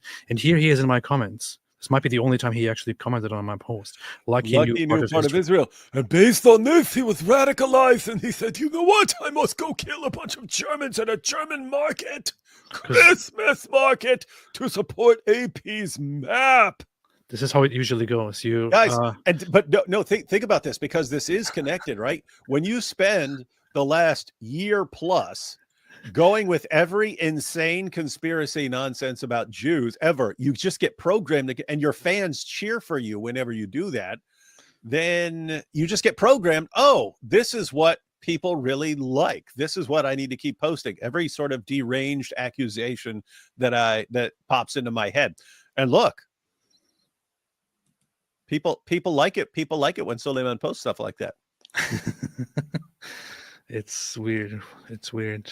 Weird stuff. Hey, you should post some response of some random person who commented on one of his videos at some point and say, oh my goodness, was this person radicalized by Suleiman Ahmed? I mean, we can just say that all of these guys are together with all the so-called Palestinian terrorists on October 7th who landed in the middle of families, landed in the middle of people, of civilians, and started randomly shooting and executing them on sight. Hey, don't we actually have a picture of him with David Duke from the KKK? Yes. You can say, Yes. hey, look, Here's Suleiman Ahmed with David Duke, former Grand Wizard of the KKK. Was David Duke radicalized and turned to racism from Suleiman Ahmed, his friend? Possibly. You see. Organization was mainly dealing with female Saudi refugees. So they created a special organization to deal with Saudi refugees, especially females, to abuse them. This is to abuse them. He tossed that in there. See that? And this person, Mina Ahadi, is most likely police informant, and she created these organizations, actually both of them, to destroy ex-Muslim activism. She created the council, the Central Council of Ex-Muslims, in February 2007, and just 1 month after that, the magazine, the German magazine Der Spiegel, published the cover showing the story of silent Islamization of Germany. Did you get anything informative out of these videos at all from this guy? Any proper No. motive, anything? No, what you get is you understand a bit and everything that ties it together. He believes the German government is conspiring against him and that the German people are responsible and that there's this big cover up of what's going on with an organization that is trafficking girls, and to sort of blow the whole thing up and to derail their whole scheme, he's going to go kill a bunch of people at a Christmas market. That's about, I couldn't see any real evidence for anything he's saying. And it sounds like he's crazy. It sounds like he's paranoid and delusional. That's what it sounds like. That's what it sounds like. That's very much. In any case, anyone who attacks a Christmas market, things like that, anyone who attacks civilians, anyone who does something horrible like this is an enemy of humanity and should be dealt with accordingly. Anyone who attacks places of worship, places of such tradition where people I do nothing consider the except, Germans as except come together and live out their traditions and be good. People who attack stuff like this are enemies of humanity. I don't care who it is. I don't care what this is. At this point, I don't know who or what this is. People keep saying all kinds of stuff. I will not take any position anyway. Let's have a look at a few other things here. Here is one of those examples that you mentioned. Amira El-Rawabi says, heartbreak in Germany, thinking of those who have lost loved ones and those who were injured in a senseless attack at a Christmas market that demonstrates how anti-Muslim discourse, hate, and Islamophobia can have devastating impacts on our societies. Oh, cool. Suddenly, this just shows that this is all about Islamophobia. And so this is why we need to crack down on Islamophobia more, guys. Thousands of terrorist attacks in the name of Islam. And consider over 80% of terrorism-related deaths are because of Islamic terrorism. So thousands of directly Islamically inspired terrorist attacks have nothing to do with Islam, but some crazy guy, and we have no idea what the guy was on about, commits a terrorist attack, and suddenly says, "You see, this is the proof that Islamophobia is dangerous." This is why I said all terrorist attacks are now Islamic terrorist attacks, in that even if they're not carried out by Muslims, they are used by Muslims to achieve the ends of jihadis. So if it's a terrorist attack carried out by a Muslim, then that's a big threat. Hey, we will kill and we will slaughter you. But then they'll use that same terrorist attack to say, oh, but think about what would happen. Think about the backlash against peaceful Muslims. This is why we need to crack down on Islamophobia. So they'll use the same attack, that is, the intention is to silence critics of Islam, and then they'll use that in a different way to silence critics of Islam. But even then, when you have an attack that is by a non-Muslim, they'll say, you see, this is why we need to crack down on Islamophobia. It doesn't matter what the purpose is, they will use it for Islam. All terrorism is currently used for Islam. That's what they do. Here's Hamid Abdul Samad. He says he's a prominent ex-Muslim in Germany. He says in November, the assassin or the perpetrator in Magdeburg wrote me a message on X and asked me to stop supporting secular refugee aid, the very same organization that he keeps complaining about in those videos. He wrote that he would soon do something that would make this organization the talk of the world. Well, he did get a lot of attention for them. So some people asked him, why didn't this raise some red flags? Why didn't you just do something about it? But you don't necessarily think that because somebody says something like this, you consider this, you clearly see this as an impending violent attack on multiple people or something like that. Yeah, like I say that to people. If someone's running their mouth, I'll be like, I'll make you famous. And what it means is I'll make a video about you or something like that, Yeah, right? If someone said, I'm gonna make sure the whole world knows about this organization, I'm not thinking, oh, I'm gonna slaughter a bunch of people at a Christmas market. Yeah. Powerful. Citizens responsible for the persecution. Citizens persecution people. The persecution of the people is very, very bad. Why are you marking his accent? Here's Ali Utlu, who is a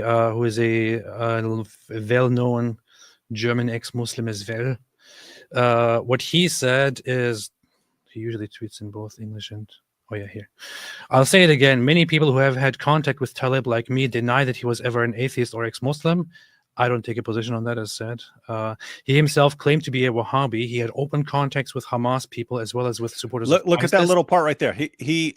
He himself claimed to be a Wahhabi. I've also seen he was a radical Shia. That's the point. Very conflicting information. Well, ex-Muslim, Wahhabi, radical Shia. This is what they base this on. From 2016, many fellow Saudi ex-Muslims asked me, fellow Saudi ex-Muslims asked me, do we have to announce leaving Islam on Twitter to get asylum in a Western country? Why? Silly question. I was Shiite, but I found that Wahhabism is the original Islam. I don't even understand this follow-up to this. Yeah, that's not saying he believes in Islam, right? Like, you could say, hey, I was Shiite, but I found that the worst form of Islam that I hated the most was actually the original Islam. That's why I'm an ex-Muslim. But it's kind of a weird thing to connect right after this tweet here. So, but based on this, people said, no, he admits that he is a Shia and that he's a Wahhabi. Somebody who is a Wahhabi wouldn't refer to Wahhabism as Wahhabism. So that is Salafi Islam, traditionalist Islam. Salafis do not call it, or Wahhabis do not call it Wahhabi. That's rather disrespectful, considered, or derogatory term, referring to the revivalist, traditionalist Saudi Arabian Salafi movement as Wahhabis, because it is based on one of the founders of this movement, which is you're attributing it to a Wahhab, person, saying you got this from this guy, rather than Salafis. They call it Salafis because the Salaf is the first three generations of Muslims. They're saying we're tracing it back to the beginning. Other people say, no, you got that from a dude. Yeah. If you go up to Wahhabis and say, are you a Wahhabi? They will say, Wahhabi doesn't mean anything. I follow the Salaf and I am a Muslim. They'll have this whole mumbo jumbo about what I actually do and so on. So they don't use this term. He threatened ex-Muslim and secular associations as well as women who had fled from Saudi Arabia and renounced Islam. I have seen that this is true. So that is really messed up. The association and the women legally defended themselves against him. He attacked the Central Council of Ex-Muslims as well as me as a member. All the major critics of Islam blocked Talib because everyone received confused messages and threats. He never directly... That does seem to be a common theme. Everyone's saying, hey, I got messages from him and they were creepy and I ignored him. It's surprising to me that... I should probably pull up the messages that he sent me. The messages that he sent to me were not like, it doesn't look extraordinarily, like I have seen worse things. It doesn't look extraordinarily strange. It just looks like, okay, man, I don't care. Let me see. I should send these over here and have a look at that. Inshallah. Inshallah. Give me a second here. Give me a second of your life. Never directly criticized Islam or its associations. While we protested in front of mosques, he fought us. He also repeatedly defended Saudi Arabia. For what? For what? Dozens of people are sharing screenshots of conversations where he threatened people because they are ex-Muslims. In one video, he talks about how the left invented Islamism to wipe out Muslims. No critic of Islam would write such nonsense. We organized ex-Muslims openly say that he practiced a taqiyya, which if someone was as Islamophobic as him, wouldn't he try to kill Muslims in an attack instead of Christians? So here's the thing. The one thing that until this day, until now, this moment still doesn't make any sense to me at all, no matter what theory is true, is that he would attack a Christmas market. It only served one purpose. So who did it make look bad? Who did it start? Who did it put through the mud? Who did it serve exactly? It is people are saying that this is about Islamophobia, that this is an ex-Muslim, that this is anti-Muslim bigotry, anti-Muslim stuff. They're saying this was made to make Islam look bad and so on. This is all just serving Islam right now, and just giving people ridiculous ammunition to attack critics of Islam. That's all it did. So it doesn't make sense to me that he would attack a Christmas market, except for the one theory that he was basically undercover Islamist and so on. But once again, that theory also has a lot of absurdities. I don't know what is true and what is not. Why did the authorities not react to him, even though some people pointed out he wanted to kill Germans? Why did they allow this attack to happen? That is a good question. That is a good question. Very, very good question. There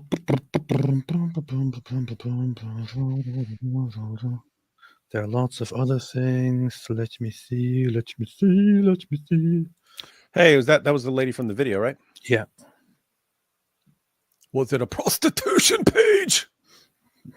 Here's how you can hire all our Saudi prostitutes that we've trafficked. Oh, yeah, I think this is one of those threads that goes. Okay, this is below those videos that we just watched.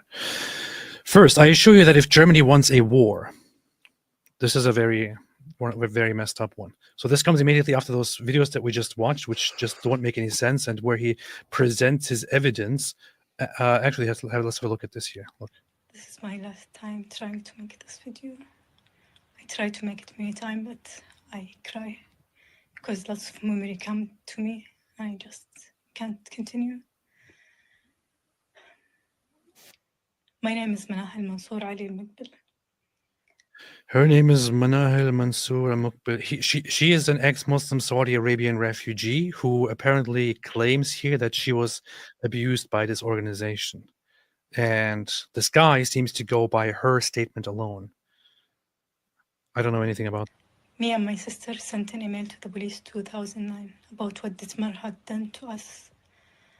My little sister waked me up in the middle of the night while I was sleeping, and I saw Dittmar in front of us naked. He is talking about Dittmar. Dittmar is a guy who was in charge of that organization at some point in the past. He is accused of sexual harassment toward these refugees, but again, I haven't seen any evidence of that either. With no pants even on, nothing. And we just froze. And he did that many times.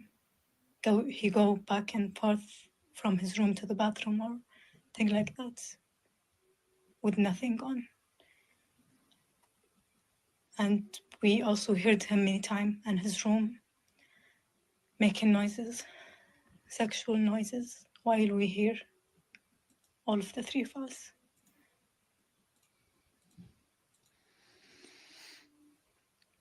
And there is also more things than that happened at that time, and till now things are happening.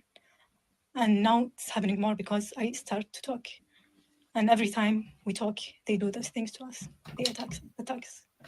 They did this to my also little sister. They go to her work and they threat her, not her practicum work, and they threat her to lose her job. Rana Ahmed El Ajbaji, she threats my little sister. She's here accusing that other woman, whom this guy called prostitute as well. The lady who showed her bra. That's who Yeah. she's accusing. Yeah. And these things also have been happening to me right now, brutally. I'm being brutally attacked, sexually attacked. They call me name, they try to touch me. Not just try, they touch me many times. And they do many things that Stefan and Rana Ala Jabati and Ditmar Steiner were grooming us to. It's the same things that's happening to me right now. And it's like 100 times more because I'm starting to talk and they don't want me to talk. And I am not joking when I say I fear for my safety. Case that I wonder where this woman is now. But she is apparently a refugee from Saudi Arabia who found refuge there in Germany in that organization, and she says that they are abusing her and also threatening her, and that this other woman is in on it, and so on. If true, this is absolutely horrible and should be dealt with. According to the reports that I have seen, the other guy was basing his allegations against his organization on her statement, and he took them to court, but he lost the court case. They couldn't prove anything. I don't know what is happening here. I don't know who is right. I don't know who is wrong. I don't know.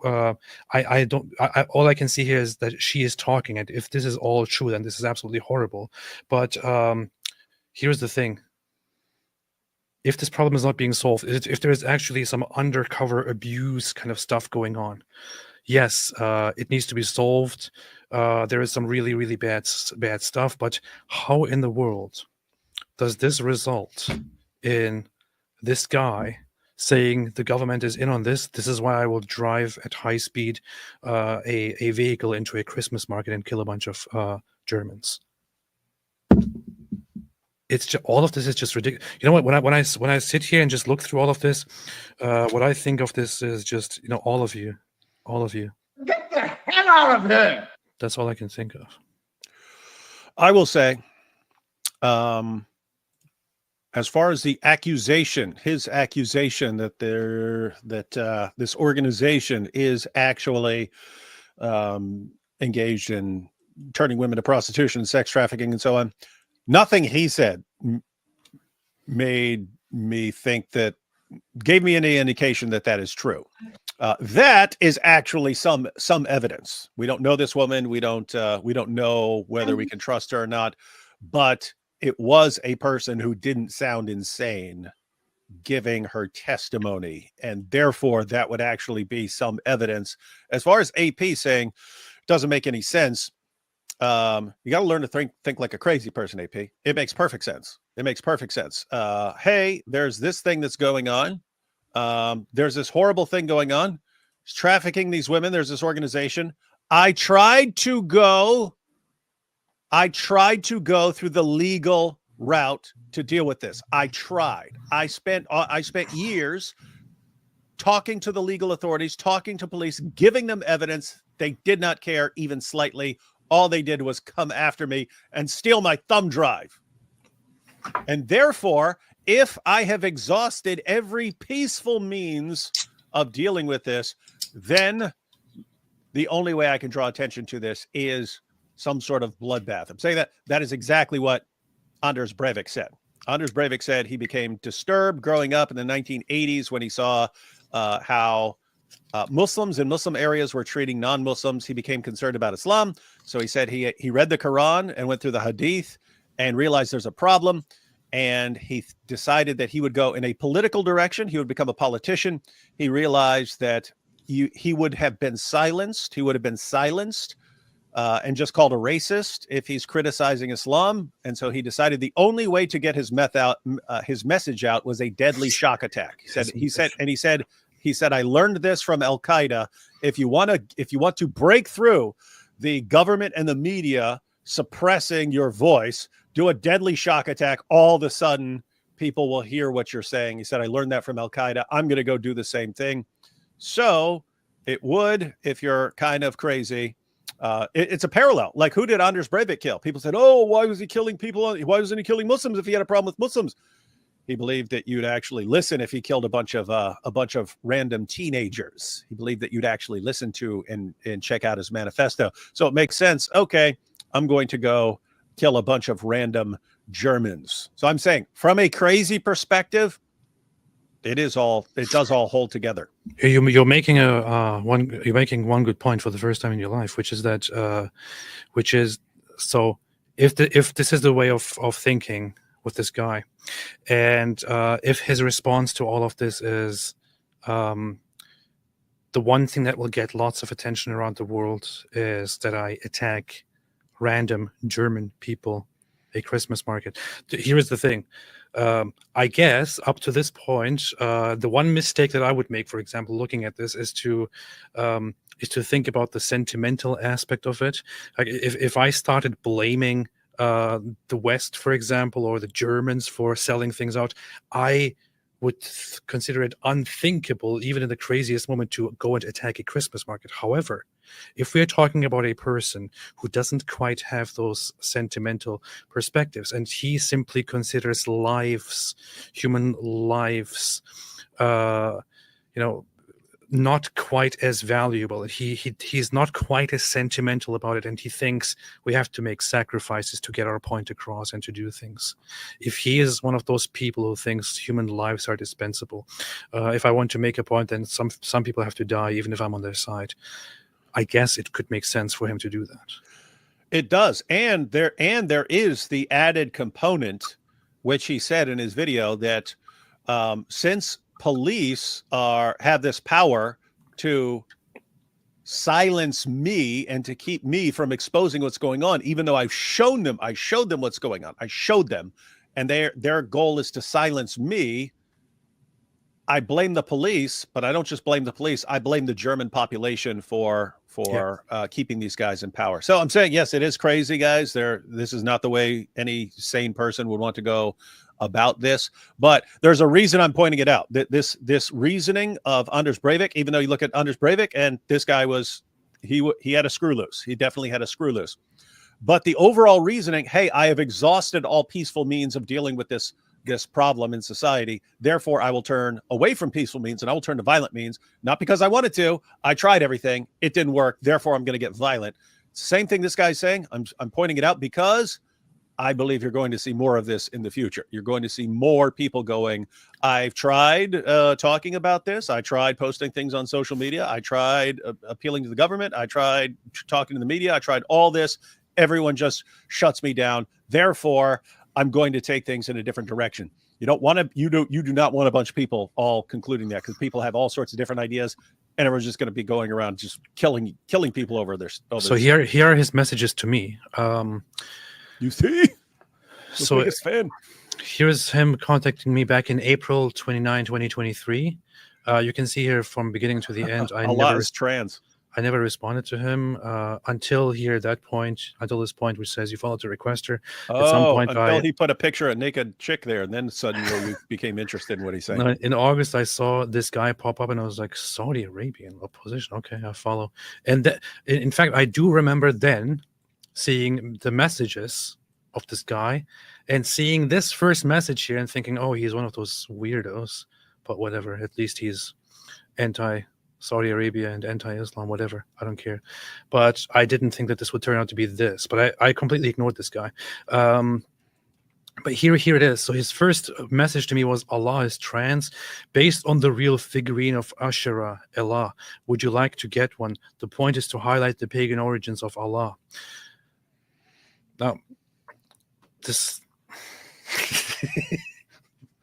is not a very nice approach. It's not a very, very smart approach to archaeology and anthropology and religious studies and all that. And we try to be nice when we critique Islam. So we would never want to, Allah's trans. We wouldn't go around saying things like that. Yeah. We might hurt someone's feelings. Yeah. The first thing he wanted to contact me about was a nude figure of a goddess that he thought is Allah also. So okay, cool. The second thing was he sent me things about Andrew Tate, about how Andrew Tate says he wants to converted to Islam, that he can stone his wife to death if he catches her cheating, and so on. I was talking about Andrew Tate around those times, I guess. Why are you bothering Andrew Tate? Is it because he's inspiring young people? Then he sent me some to other work hard thing and get here. Bugattis? Yes. Then he sent me 2 of his videos that are both. This one was some Bill Maher AI generated video, which is very, very weird. He loves this weird AI generated stuff. And then another AI generated video where Zainab bin Jash, the wife and cousin of Muhammad, is AI generated talking about what happened to her. All of this is kind of a little bit strange. You think? But I never interacted with him, and this is my history with it. AP's trying to deny his affiliation with his best buddy. It's a very, very, very weird fellow. Talib. But the thing is, when people said that they received a bunch of weird things from him, and I saw the messages, I checked my own messages with this guy again, and I'm curious why I received a very soft and mild version of this. He seems to have sent some really, really messed up things to other people. But anyway, so under these videos, he says, first, I assure you that if Germany wants a war, we will fight. If Germany wants to kill us, we will slaughter them, die, or go to prison with pride. By the way, little side note, look at what he's saying. Germany. Yeah. Germany is the problem. Germany is what's silencing Germany is at war with us. Because we have exhausted all peaceful means. Dude, I didn't even read that when I said it. As far as exhausted all peaceful means. State security, the prosecution, the judiciary, and the Federal Ministry of the Interior has more crimes against us. Peace is of no use with them. This sounds exhausted all peaceful means, therefore I'm going to get really violent. Like, to this point, we haven't seen a single piece of evidence that the government was after him or trying to kill him or suppress him or anything like that. But here he seems to make it look like there's a big threat imminent and the German government is after him and they want to kill him or imprison him or something like that. I'm sorry, but this strikes me as paranoia, schizophrenic. Oh, he's paranoid. The question is whether there's actually a serious issue there, right? Like, I know it's entirely possible that he saw something, but his reaction is weird, and it makes sense in his head to go kill a bunch of people at a Christmas market because it's the only way of dealing with things. That's true. Second, Germany's goal has become clear: to spread Islam in Europe. They are attacking political movements critical of Islam by infiltrating them with corrupt people, including addicts, prostitutes, and thieves, in order to corrupt the movement from within. This is a reference to what he presented evidence for up here, and as everyone can see, there is no single piece of evidence of any of that here. In order to corrupt the movement from within, then they use these dirty methods against the dirtiest methods against those who expose the infiltrators. Like what? I haven't seen any evidence of that either. Oh, hang on. Germany's goal has become clear. So this is the goal of Germany. This is why it's problems with Germany and with the German people, to spread Islam in Europe. They are attacking political movements critical of Islam. So you have apostates and so on, ex-Muslims, or any political group or whatever that's critical of Islam. They infiltrate them with corrupt people, including addicts, prostitutes, and thieves, in order to corrupt the movement from within. So Germany, according to him, is actually at war with something like an ex-Muslim movement or anyone who's trying to expose Islam, and they are using the dirtiest methods against those who expose the infiltrators. So they send in Germany, the German government, the German police, and so on. They send in people to infiltrate and to destroy the organizations from within. And when you expose the infiltrators, which is what he's done, that's him, he's exposing the infiltrators and the ones who are actually turning people into prostitutes, the German police come after you. So in his head, he's actually at war with Germany they're trying to destroy Europe for Islam and convert it into a Muslim continent. Yeah. Now, I have a lot of grievances with how the West treats as do I. Islam, mass immigration, and things like that. But I would never come to the conclusion that it is Germany's goal to spread Islam in Europe. What the hell? I would say that Germans are naive. Yep. That Germany is naive, and Germany is being is holding naively and softly to their very Western and very Christian sense of morality and empathy, which is why they are misunderstanding what they're facing and so on.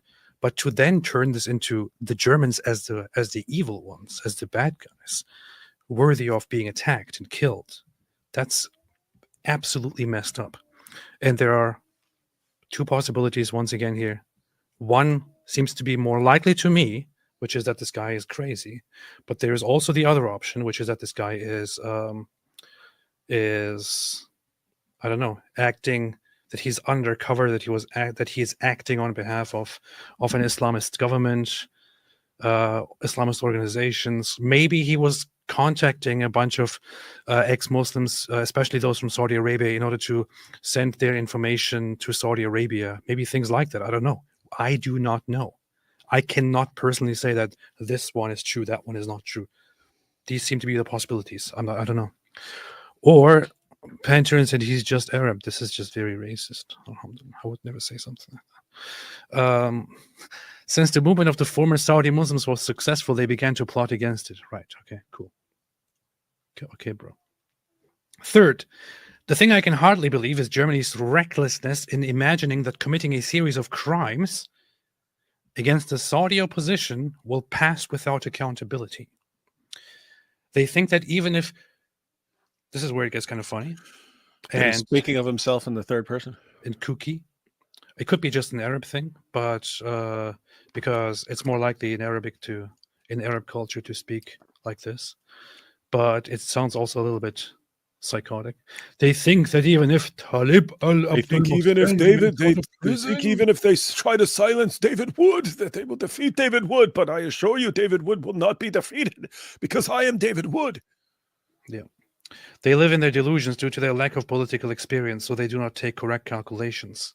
He is once again mentioning that the German recklessness of the Germans creating crimes against the Saudi opposition. All we know of this is that allegedly Germany stole his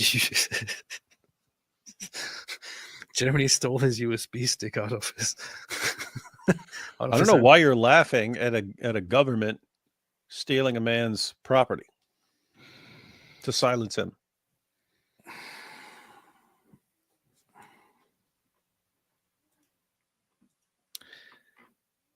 You know, there is one thing which I understand. When the average German who just wants to not have terrorism and so on, when the average German gets these news, and their first thought is that this is an Islamist, and then it turns out that allegedly on the surface this is not an Islamist, and this is actually an anti-Islam or ex-Muslim against Islam struggle and so on. Lots of Germans think, why in the hell do we have to deal with this? Why do you bring your garbage over here? And I understand that. I sympathize with that position. I genuinely sympathize with that position. But here's the thing. If even I sympathize with that position at this point, maybe this was also part of the plan all along. Maybe this guy was doing this on purpose to discredit the anti-Muslim or anti-Islamic movements. We don't know. Fourth, the crimes committed by the German authorities against Saudi refugees are very dirty and extremely shameless. Whenever we deal with them peacefully, they become more shameless, as if they are deliberately trying to convince us that peace is useless in Germany. All this is because they want to spread Islam through the dirty means that Islam has been based on since its first appearance. This strikes me more as a very poor attempt at trying to sound like a hardcore anti-Islam extremist. I've never heard an ex-Muslim speak something like this. You've never heard of an ex-Muslim driving a SUV into a Christmas market, so you can't treat this guy like he's everyone else. Good point. We start with the first story. This is a story that appears in Dietmar Steiner's video, and we talked about Manahel al-Mukbil in her video. I will post below the evidence from the police files. The story began at the end of 2017. Then he goes in length into the same story. This is the organization that abused her. It was led by Dietmar Steiner, and so on. They were subjected to abuses that put them under psychological torture for 6 to 8 months. I still need to see evidence. All we have, the evidence he attaches to this is just him reporting things. That's it. He just attaches evidence of him reporting things. That's it. That's all there is to this. I'm serious. That's really all there is to it. Here is a police report that he filed, which says, I published today, 2020, December, this tweet. The woman in the video is this woman, and the man is Dietmar Steiner, in charge of that organization. At this time, she called me and said that her Stefan Paintner contacted her and that she is very afraid of Stefan Paintner and Dietmar Steiner. And this is basically just saying she told me that she was being abused and so on. That's it. That's the evidence.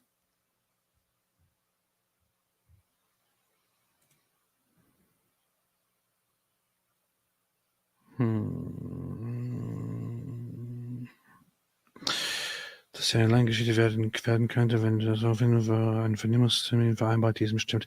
Here this says that that the person complaining, making a complaint, the woman in that video who claimed that she was abused, said that she didn't want to give a statement for now, but she made an appointment to give her statement at some later time, and so on. Anyways, it's a bunch of he said, she said stuff, and as a result of all of this, he says the German government didn't do anything. Therefore, I take it upon me to ram a car into the Christmas market. Get the hell out of here! That's it. That's the story. Apostate gaming. The main problem was Western liberal governments refusing to extradite terrorists, period. Canada refused to extradite. Germany refused to extradite. Britain refused to extradite. It is suicidal empathy. You make a good point. However, in this case, there is no case of terrorism. There is one thing, however, which is that what I would say, Europeans need to stop thinking that they are that they have a responsibility to the rest of the world to open up to refugees of any kind. It's not your responsibility. And yes, I know that this is a human rights declaration thing. Screw the human rights declaration. Elon said, David Wood, I'm sorry for your loss, Fury, but all the eyes are on Bivol BTB 2, which should be one for the ages.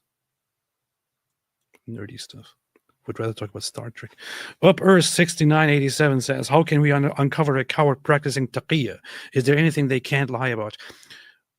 Normally, if somebody is very violently and in a very hostile and dirty way insulting Muhammad, that would be a bad giveaway.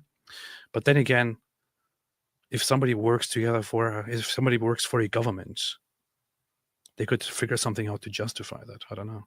David, what do you think?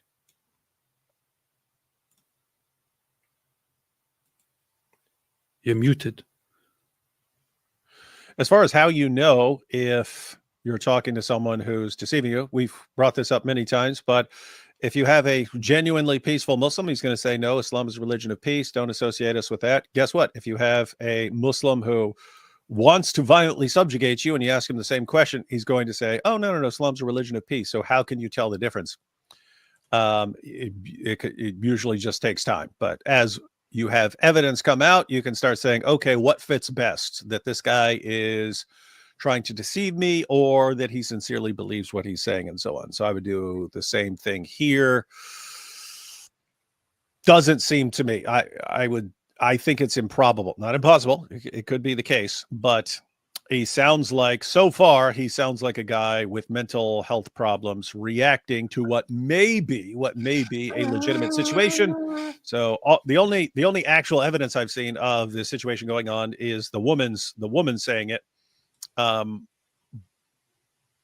So either it's a guy with mental health problems reacting to a real situation, or a guy with mental health problems reacting to a situation that only exists in his mind. That's what it looks like to me so far. I want to In a little bit, after a few super chats, I want to respond to some of the allegations that people have made about his background and so on. I want to go through those and look at what other people said. But let's read a few super chats here. PBUM said, AP, this is to buy your bookshelf, and please get David Copleston History of Philosophy, Angela Merkel to blame, and stupid European politicians. Merry Christmas. Thank you. Did you tell me to get Copleston's History of Philosophy? Yes. That can't make any sense because it's right there behind me, so I don't know what he's saying. I don't think you have that. Apostle Gaming saying he's right-wing misses the point, as if jihadism isn't right-wing too. The point is a proper government would honor the extradition request. Not necessarily. We don't know what he was actually, wanted for by Saudi Arabia. It seems on the surface that it was just things that Saudi Arabia doesn't like, and that are not illegal. And if a European government has the suspicion that if they send this person back and he hasn't committed a serious crime, it would result in his execution or something else, they will not comply with an extradition request. Yeah, guys, in different countries have different rules about this. Like Canada won't extradite if a person in the U.S. commits a murder and flees to Canada, Canada won't extradite the person in the U.S. until you agree that you will not seek the death penalty against the person. They'll say you have to. We will only extradite this person if you guarantee that you will not pursue the death penalty.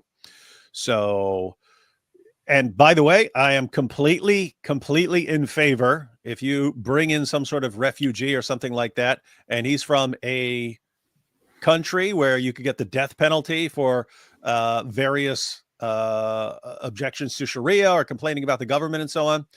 I would be in favor of countries being suspicious when they're contacted by the Saudi government. In other words, if the Saudi government says, hey, this guy's a traitor and he's committed all sorts of crimes that he needs to be punished for, bring him here. I would hope that a Western nation would say, we do not trust you. You're going to have to provide some serious evidence of serious crimes, and then we'll extradite him. But we don't trust you because we know that you are the type of government that kills people for criticizing the government, speaking against Islam, things like that, and therefore we don't trust you. So I'm not condemning Germany because I don't know what the evidence is. If it was clear that he had committed all sorts of real crimes and so on, and they provided solid evidence to the government of Germany, and Germany didn't hand him over, okay, that's Germany's problem.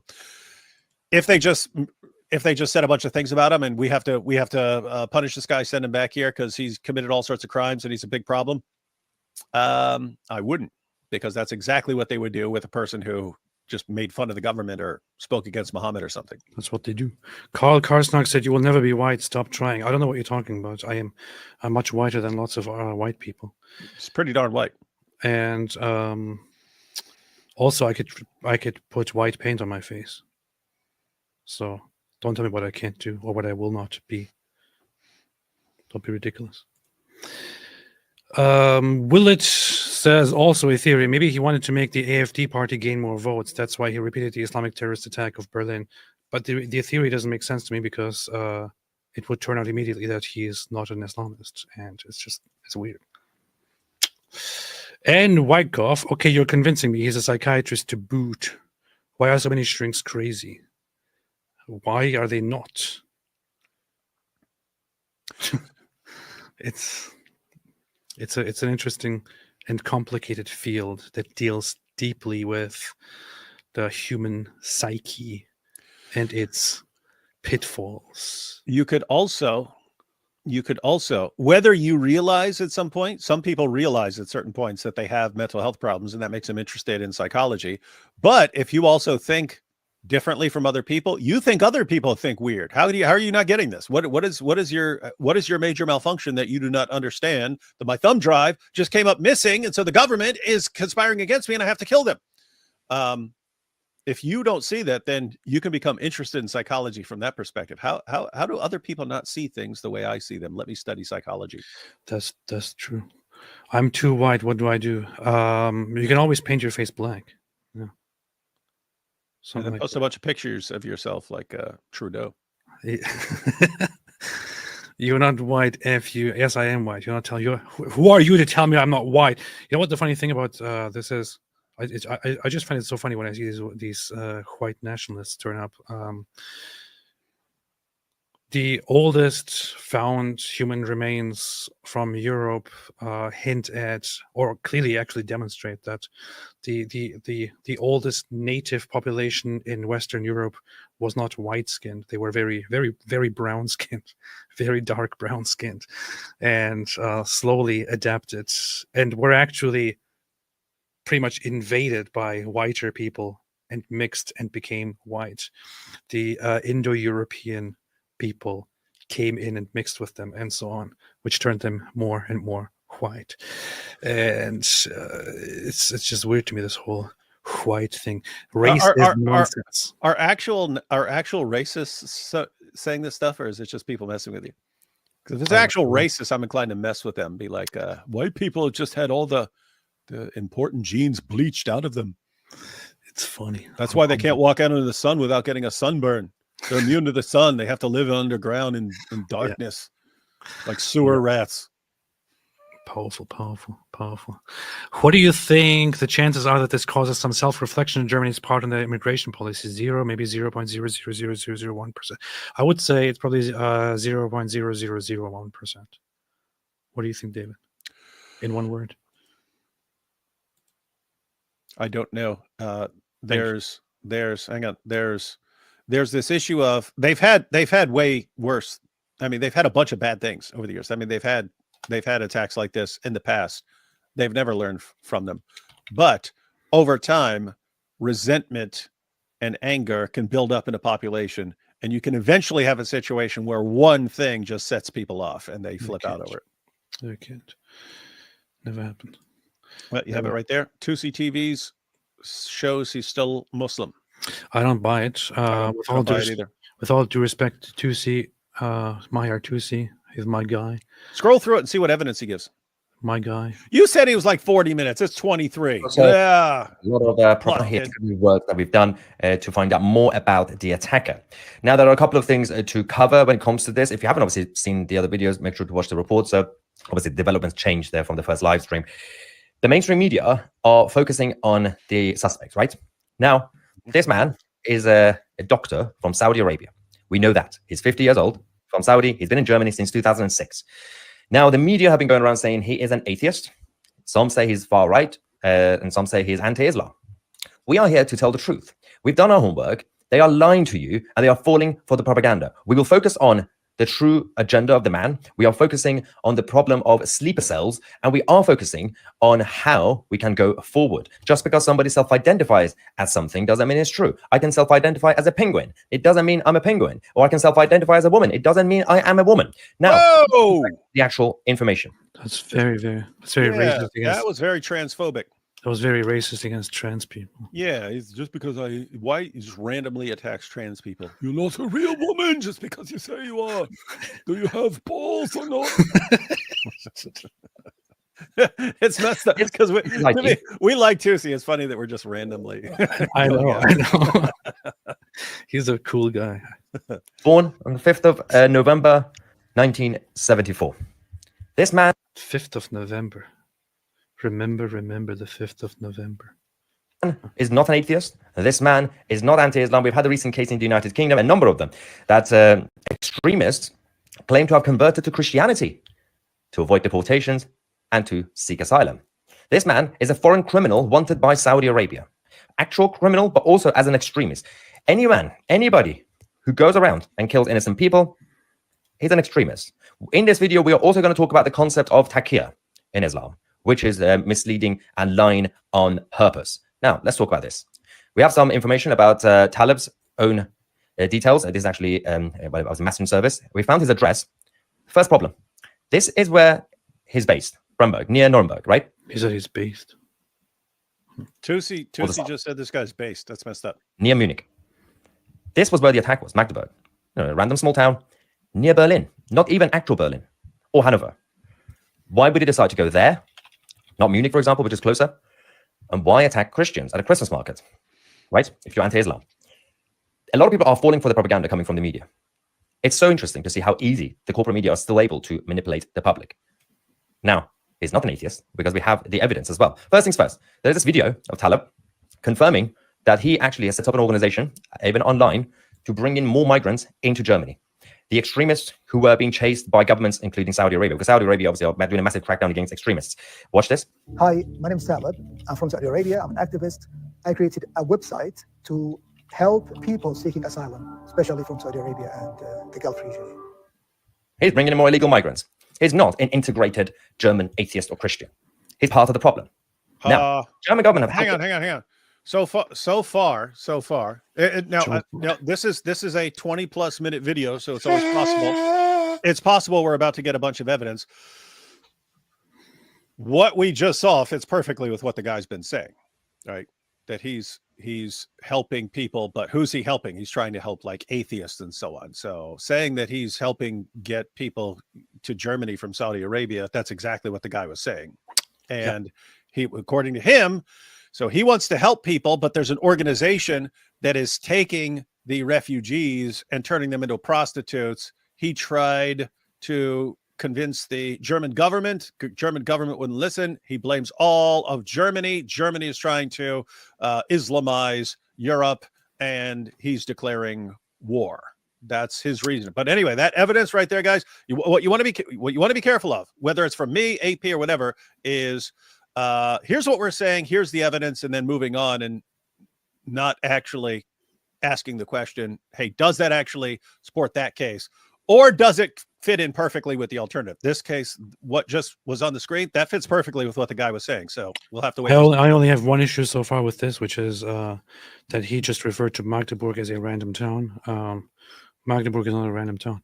It is a random crap town. It is an extremely well-known. How are you going to act like you know Germany better than Tusi? It's an extremely well-known city. It's the it's one of the largest cities in the region. Actually, it's the capital city of the state that this is in. It's a very well-known city. Obviously, are doing a massive crackdown against extremists. Watch this. Hi, my name is Talib. I'm from Saudi Arabia. I'm an activist. I created a website to help people seeking asylum, especially from Saudi Arabia and the Gulf region. He's bringing in more illegal migrants. He's not an integrated German atheist or Christian. He's part of the problem. Now, the German government have helped him. Saudi Arabia wants him because he's a criminal, but he's also an extremist. We're going to talk about the extremist part because we have more evidence for that. The German government, in fact, refused to extradite him to Saudi Arabia. So this man should like the German government, but he doesn't. He's still anti-West and he's still anti-Christian. This is where it gets interesting. So this is a post by him in 2023. Responded to a post by Israel and the IDF saying, no, we will return Hamas to Gaza. And if you like, we can bring Hamas to your home so you can taste it. He was still pushing for Hamas, which is backed by the IRGC. Go back to that. Go back to that. I saw this tweet. I'm not sure if I bookmarked it. He was actually not responding to Israel. He was responding to a now deleted comment in the comment section of Israel's IDF. But he did indeed say this. And what do you think of this? Without context, what do you think of this, David? No, so wait, this is a response to something the IDF posted? No, this is a response to something that somebody else posted, but that is now deleted in the comment section of the IDF. So someone posted something, and we don't know what he's responding to because it's been removed. Yes. And whatever it is, he responds to it. No, we will return Hamas to Gaza. And if you like, we can bring Hamas to your home so you can taste it.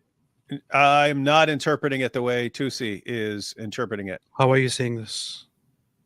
We will return Hamas to Gaza if you like. So it sounds like he's talking about someone in Gaza, right? Someone runs their mouth and blah, blah, blah, blah, blah. And he says, oh, we can return Hamas to Gaza. If you like, we can bring Hamas to your home so you can taste it.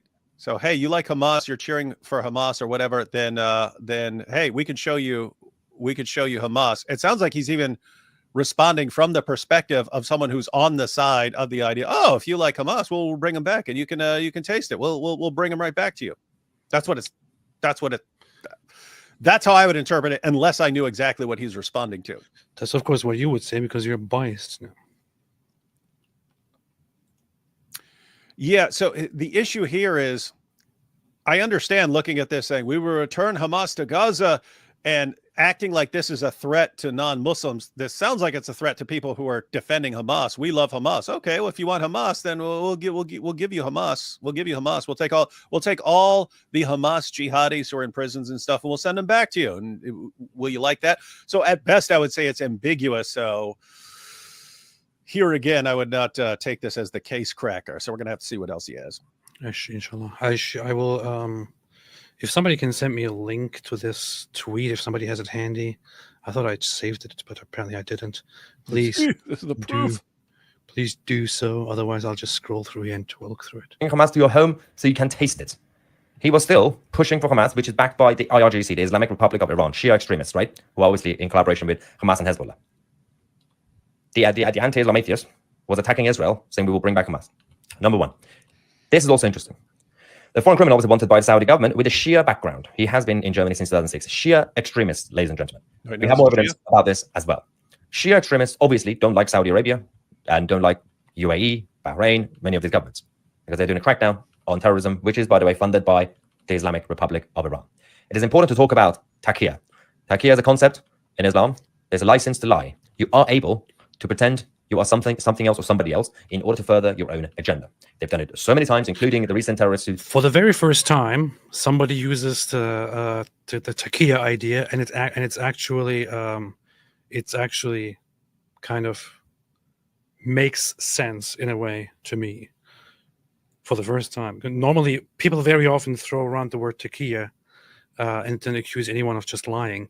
In this case, it gets closer to actually making sense, which is that the guy comes from a Shia background, and in his background, so the original idea of taqiyya in Shia Islam is if you face persecution from the Muslims, because that's what they were being oppressed by, from Sunni Muslims. So you Shia are not liked, you are oppressed. That was the original idea. If you face persecution from Sunni Muslims, you are allowed to deny that you are Shia, and you are allowed to pose as something else to save your community, to save your lives, and so on. This idea was then expanded on the Shia Islam, which and turned into basically hiding your identity, making things up, and so on. In this case, the guy is indeed a Shia Muslim from Saudi Arabia, which has a history with oppressing Shia. And in that case, it would make sense for him to engage in taqiyya. I'm not saying this is true. I'm just saying it makes sense. It would make sense. It would make sense either way. A Shia could practice. A Shia can practice taqiyya. Sunnis also can practice taqiyya. It was more heavily used by Shia Muslims because they were typically the minority and were attacked by Sunnis and therefore had to lie about what they actually believed more so. But taqiyya goes right back to the Quran and the commentaries and the Hadith and so on. It's not any sort of deception. So the idea is not just that you can go around lying for any reason or something like that. You can lie to protect yourself. You can lie about your goals and agendas and so on to keep people in a state of ignorance about your ultimate intentions and so on. But no, I believe there are lots of Muslims who practice taqiyya. I believe there are lots of Muslims who say, hey, I love you, I'm in Islam's religion of peace and so on. And they know it's not. Is that what was going on with this guy? I haven't seen it yet. Powerful stuff. Powerful stuff. Claimed that they have converted to Christianity. They do this to that happens too. What he's saying is true. If someone from Saudi Arabia, claim that you are an atheist or you convert to Christianity, then you could claim that if you send me back to Saudi Arabia, I'll be in trouble. Human rights. It's happened many times. And sleeper cells is also an important concept to focus on, because part of the act, if you are someone like Talib and you've been there, you've been in Germany, and you know you're an extremist and you know Saudi want you, and you have a plan, what do? You create a persona over time to go around and claim that, yes, I don't like Saudis, Sunni Muslims. Oh, this is bad. Yeah, we shouldn't Islamize Europe. Yeah, at the same time also attack Europe for being Christian. So you do this to create a persona. So once you get caught, people assume, actually, no, he wasn't an Islamist. That's what you do. He also posted this. First, I assure you that if Germany wants a war, we will fight it. If Germany wants to kill us, we will slaughter them, die in prison, blah, blah, blah, because we have exhausted all peaceful means, and all we have received from the police, state security, and everything else, right? The man was not on the watch list in Germany. He's a foreign criminal. He was a foreign extremist. Saudi Arabia wanted him back. He's been posting publicly on social media about attacking Germany, and somehow the German authorities did not have him on a watch list. That is a problem. This is a big issue, which is true. He did indeed openly post, when was this? Months ago. That was in August. In August, he posted about how he would slaughter Germans if it came to it, or he would die fighting, and so on. And nobody did anything about this. And this is totally true. And the German government did nothing about this. It's a bit messed up. Well, I mean, think about this. I mean, how many Muslims are posting that they want Sharia and they're going to overthrow the German government and the British government and the French government and so on, and no one ever has a problem with any of that. What the German government has a problems with is instead just words. If you offend somebody, they're like, "How can you do that? How can you do that?" By the way, as far as that message there, if you just read it, it proves Tusi's point, namely that this guy should have been on some watch list based on what he was saying. But that message itself, when we in context, actually fits with the theory that he's upset at the German government for refusing to protect these women, and after he's exposed the sex trafficking scheme. That's true. What's With true? neglect from the state in general, despite his own persona, right? The man was an extremist. He killed people. He also said, in my experience, the German police themselves are the biggest drivers of crime against the migrants. The German police are a kind of terrorist organization that deliberately instigates conflicts amongst migrants until they carry out attack against Germany. So saying that basically they are agitating, antagonizing migrants to cause trouble. And now he did it, so he can now blame the German government. Oh, I'm the victim. The German government made me do it. The Christians Good point. made me do it. He gets worse. Brother Rashid says, I am a former Muslim, and I closely follow the stories of those who leave Islam. I often connect with them on social media, interview them, and explore the reasons for leaving the faith. Over the past 20 years, I have interviewed many ex-Muslims. I reached out twice to Dr. Talib, inviting him to share his story and other topics on camera. However, he declined both times. I typically ask tough questions during my interviews, which makes me wonder why he refused. Each time he cited a temporary medical condition, claiming his face was swollen as the reason he could not appear. Below other DMs, he rejected his request. So someone who's claiming to be ex-Muslim and wants to be outspoken somehow refused to actually be interviewed and be scrutinized about it, right? Now, he also said, actions speak louder than words. If the Saudi perpetrator truly hated Saudi Arabia, he would have targeted Saudi Arabia, not Germany. If he hated Islam, he would have attacked an Islamic gathering or symbols. The fact that he carried out his attack in Germany, targeting Christians at a Christmas market, points to only one conclusion. The thing he hated most was Christians. Terrorist actions are driven by what they despise the most. And in this case, his target makes his motive clear. I would agree with this initially, but again, as you pointed out, this is how a normal person would think. Mm-hmm. How a normal person would think, and this is how I would think. Mm-hmm. I wouldn't take my hatred and my rebellion out on Christians that I claim to support, or the West that I claim to support, but for a very, very deeply unwell person, it would make sense, as David also explained earlier, to target those you claim to support. To him, there is nothing sentimental attached to this. This is just humans are dispensable and they serve a purpose right now. And attacking a Christmas market and killing some of them is not necessarily a great loss or something that he would be terribly against.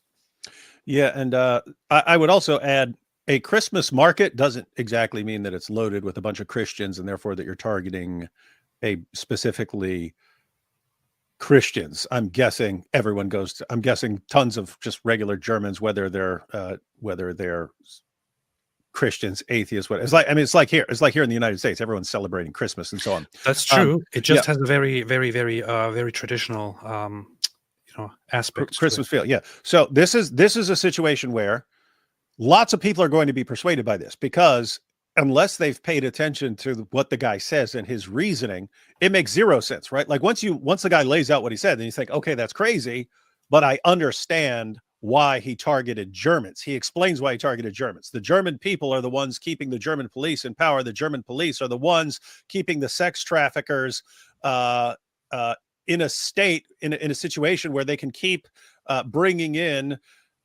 Saudi refugees and forcing them into prostitution and getting them addicted to drugs and so on. It makes sense in his head. I mean, think about this. You're looking back saying, hey, why is Europe and Germany being Islamized? Why is Islam taking over? Yes. Weirdly enough, it's not Islam. Islam can't do it unless people help Islam, right? Islam could not do it by itself. Islam has to be helped by politicians and journalists and police and everything, which is exactly what's going on. So in his mind, who's responsible for the Islamization of Europe? These people who keep this government and these police and so on in power. That's what he said. So this is another situation where, okay, you're right. It doesn't make sense that he would attack a Christmas market. If you thought if you heard Saudi guy attacks Christmas market, that really, really sounds like an Islamic terrorist attack and so on. But there's another problem here. There's another problem here in that people are saying he's pretending to be an atheist. He's pretending to be against Islam, but then he attacks a Christmas market. Like, why would he finish all his work and to cap off all his work, pretending to be an ex-Muslim and then do something that would make everyone think that he's a devout Muslim? You got that, guys? In other words, if he wants to keep up a charade, if it's a charade that he's an ex-Muslim, he's actually a devout Muslim. Well, what has been his entire goal? Convincing people that he's an ex-Muslim. What sort of great job do you think you're doing if you're attacking a Christmas market, which everyone is going to conclude you're a Muslim, and you're trying to show them that you're an ex-Muslim to such an extent that you post videos explaining why you're attacking random Germans, so that you explain, hey, the reason I'm attacking ordinary Germans is because they're the ones who are propping up the government that is Islamizing Europe. Why would you say that and simultaneously attack a bunch of random Germans at a Christmas market, which is going to, it allows people to completely derail your story. So anyway, this guy sounds crazy and delusional. He doesn't sound like a Taqiyya mastermind who's putting on this big show and then derailing it at the last second by attacking a Christmas market. You know what? There are lots of Islamists, the notorious Islamists going around right now and making this, actually taking the opportunity, and instead of being charitable people like us, taking this opportunity and saying, you see, this is proof. This is a classical example of how the ex-Muslim anti-Islam movement is dangerous. We have to stop it. This just makes me want to go and fully abandon all kinds of reason and logic and say it's very clear that this guy is a jihadist undercover, and we know it, and there's no denying it, and he did it all to make ex-Muslims look bad and all that. Yeah, guys, here's the real takeaway. Here's the real takeaway. When you have very limited information and lots of the information is coming from unreliable sources, this guy is an unreliable source of information. Right? Because he may be crazy. He could be crazy, or he could be practicing taqiyya, or he could be lying about certain things and be crazy. So there are all sorts of possibilities, but you have to question what he's saying. Also, if you have information coming out of Saudi Arabia and Saudi Arabia saying this or that, then you have to say, okay, I don't really trust that information as well. And so you have a bunch of, if you have a bunch of information coming from unreliable sources, okay, David, it makes it, what'd you say? I'm done. It makes it plausible to come up with a range of theories, and anyone can point to a theory. And we say, have a conclusion. We have a conclusion now. Well, this guy is an undercover Islamic terrorist, jihadist, who deliberately infiltrated ex-Muslim spaces to attack them and to harm them, and he's actually. He actually did this for an Islamic purpose and wanted to kill as many Germans and Christians as possible. He is a jihadist, and this is why we need to get rid of Islam. Okay. Islam is the problem. This is the fact.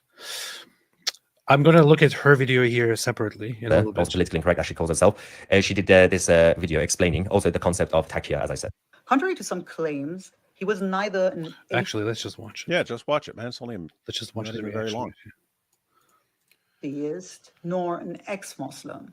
Talib falsely portrayed himself as an atheist ex-Muslim and victim of... Okay, guys, can we all agree that he was a jihadist and he did this just to make ex-Muslims look bad, and he did this to further the goals of Islam, which is why we need to immediately put an end to Islamic immigration and imports and crack down on Islam, right? Definitely. And anyone who disagrees with what you just said is a racist. Yes, thank you. The Saudi regime, while simultaneously accusing the German government of prosecuting female Saudi asylum seekers and promoting an agenda to Islamize Europe. His identity as a radical Shia Muslim is evident, even from his name, which explains his hostility towards Saudi Arabia and his wicked jihadi agenda. Leaked tweets and chat screenshots now circulating on X reveal... I saw this one. I fail to remember who he sent this to, but this here just makes him look really messed up. Okay, if so, then in the name of the Saudi military opposition, I order you to delete your comments about me. Otherwise, the Saudi military opposition will consider your comment an act of aggression against the Saudi nation, period. So you're threatening me now? I'll surely send this to all the lawyers you're trying to contact, including Amnesty, Human Rights Watch, but go ahead. Okay, you will regret your attack on the Saudi nation. And maybe this should be reported to the Swedish and German governments as well. By the end of the year, I won't exist anymore because I would have brought justice to Germany, but other members of the Saudi military opposition will take care. We pledge. Highly insane and probably jihadist. Prove me wrong. His connection to radical Islamist networks, including accounts linked to ISIS. And ex-Muslim organizations and activists on X have also reported receiving direct threats from Talib. Ask yourself, why would an atheist threaten ex-Muslims? It doesn't make sense. This is a classic example of taqiyya, an Islamic practice that allows Muslims to lie and deceive to advance Islamic goals or agendas. Talib's false narrative designed to sow division, chaos, and terror reveals the psychopathy and manipulative nature of a jihadist. This is actually a quite good point, because what did this attack do so far? What did this attack do? Did it bring any trouble to the Islamist agenda? No, it didn't. Did it cause an internal discussion among people who oppose Islam and ex-Muslims? Yes. Did it cause confusion among those who are against Islam and those who left Islam? Yes. Did it give the jihadists, the Islamist ammunition against ex-Muslims and anti-Islam activists? Yes. Did it cause any harm at all to the ever disgusting reputation of Islam? No. Did it give Islam a break? Yes. Therefore, what she said here makes sense. It is very likely a jihadist attempt at making ex-Muslims look bad, and it's actually a very sinister, you could almost say demonic or satanic plot. And it's not entirely unreasonable that Islam, with its adherence to satanic and demonic forces, would take this step. It's a very evil plot to infiltrate the West and to turn the West against the only ones who can help the West against Islam, the ex-Muslims.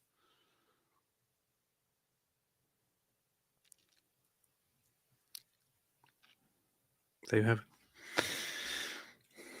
His actions seek to destabilize and confuse society, to paralyze any meaningful response to radical threats by portraying himself as a victim of Sunni Saudi Arabia, who he, from his radical Shia perspective, considers fake Muslims.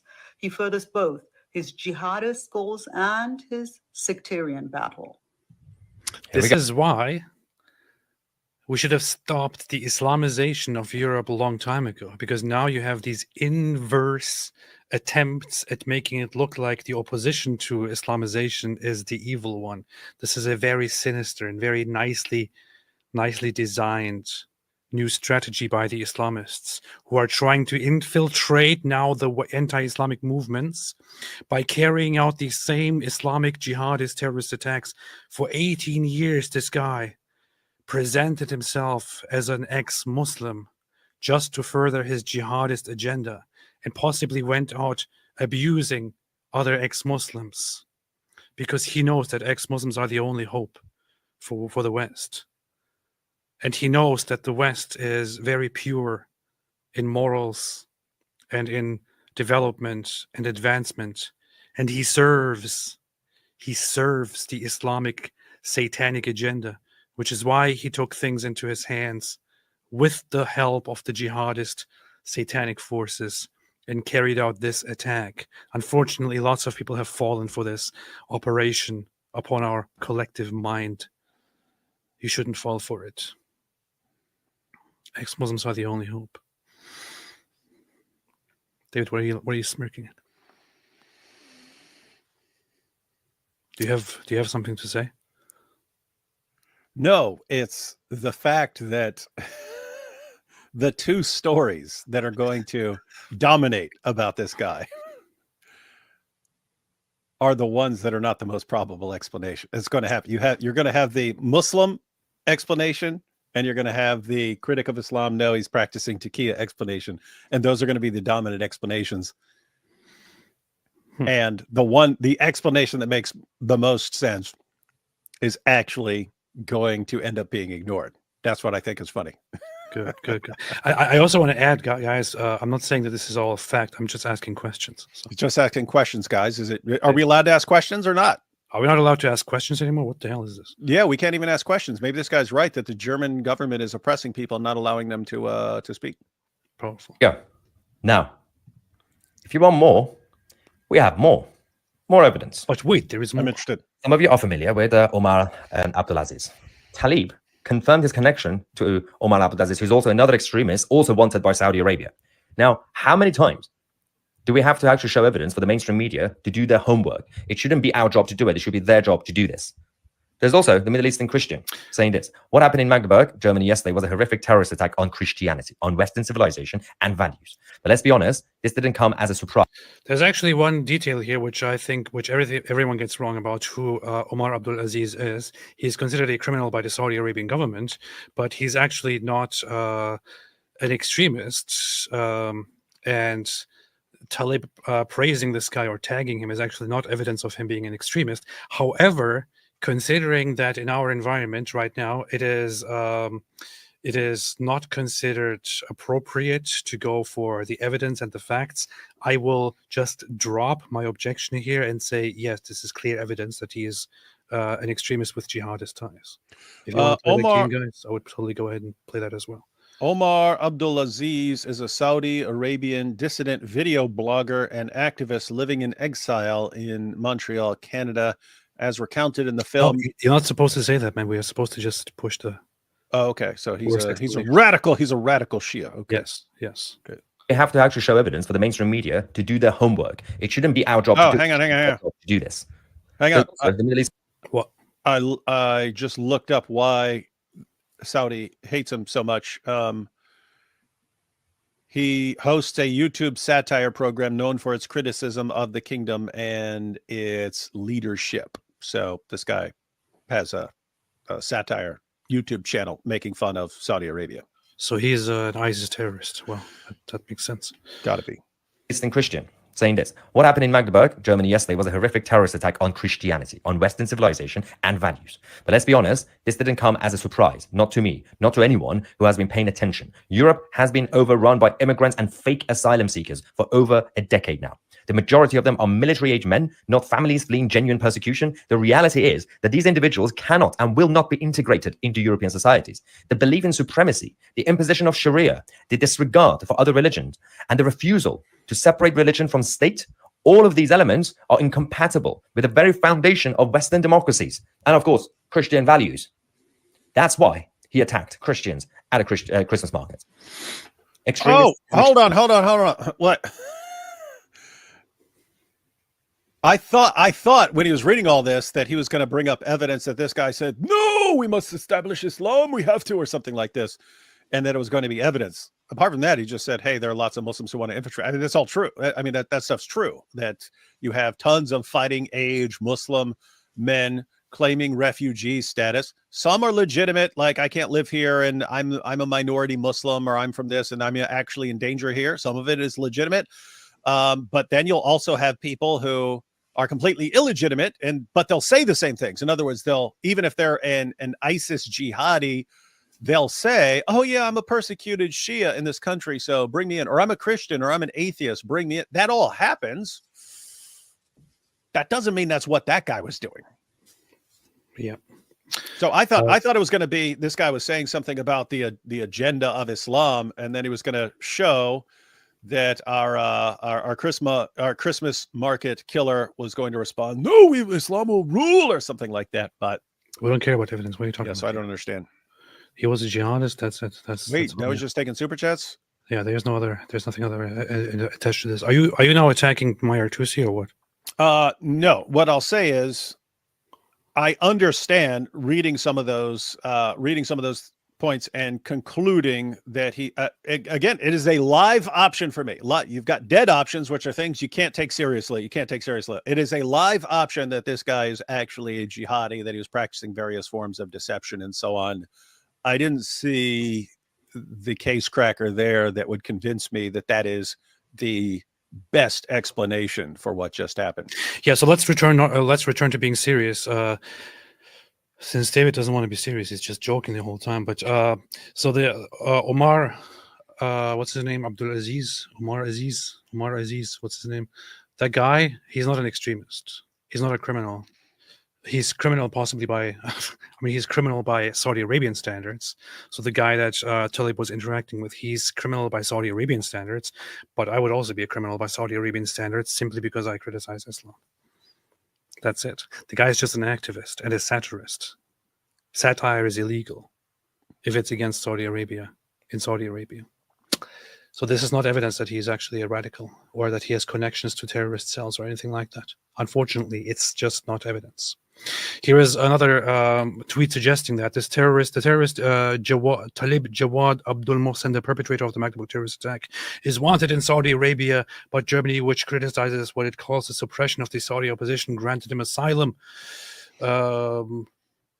Most importantly, Talib is closely linked to the Saudi fugitives Omar Abdul Aziz, a refugee in Canada, and Yahya Asiri, a refugee in UK.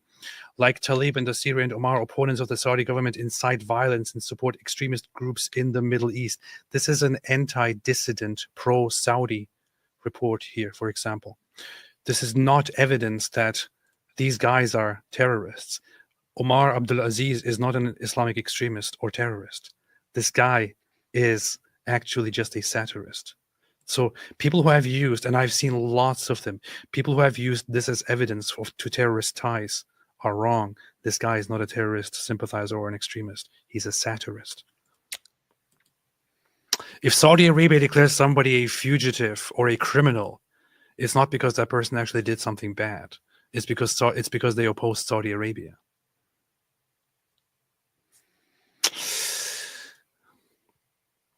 Much of the time. Let's take a few super chats here. AP studying PhD psychology, German ex-Muslim David would diagnose psychopath. PhD, what are you talking about? Doctor of philosophy, couldn't ask for a better set of opinions here. Yeah, totally. Misguided said, sidebar, can you give me your opinion on the hordes of Middle Eastern men being situated en masse all over Ireland? Well, I recently gave my opinion on Ireland. I would say that I don't really care about Ireland, honestly. And I hope it gets filled with Islamists. And in fact, I would think that a very good solution to the currently ongoing Israel so-called Palestine conflict would be for all those who want to live in a better place, for all the Gazans, for example, to go and live in Ireland. Perfect solution. Since Ireland seems to be hell-bent on supporting the so-called Palestinian case, I think Ireland should be filled, willingly, of course, peacefully and willingly and nicely, with Palestinians who want to live there. Ireland should open their doors and make a full remigration solution where all people from the Palestinian territories, if they wish, can move over and become Irish citizens directly. However, those people should not have the right to travel freely in Europe after that. To sweeten the deal, because people might say, no, we want to stay here and fight the Jews. You can offer them all the daughters of Ireland and say, these will be yours. We offer them to you, small price to pay to show our tolerance and diversity. Yeah, I do not care about Ireland. Ireland can go to hell, for all I care. I mean, when has Ireland been on the right side of things? Seriously.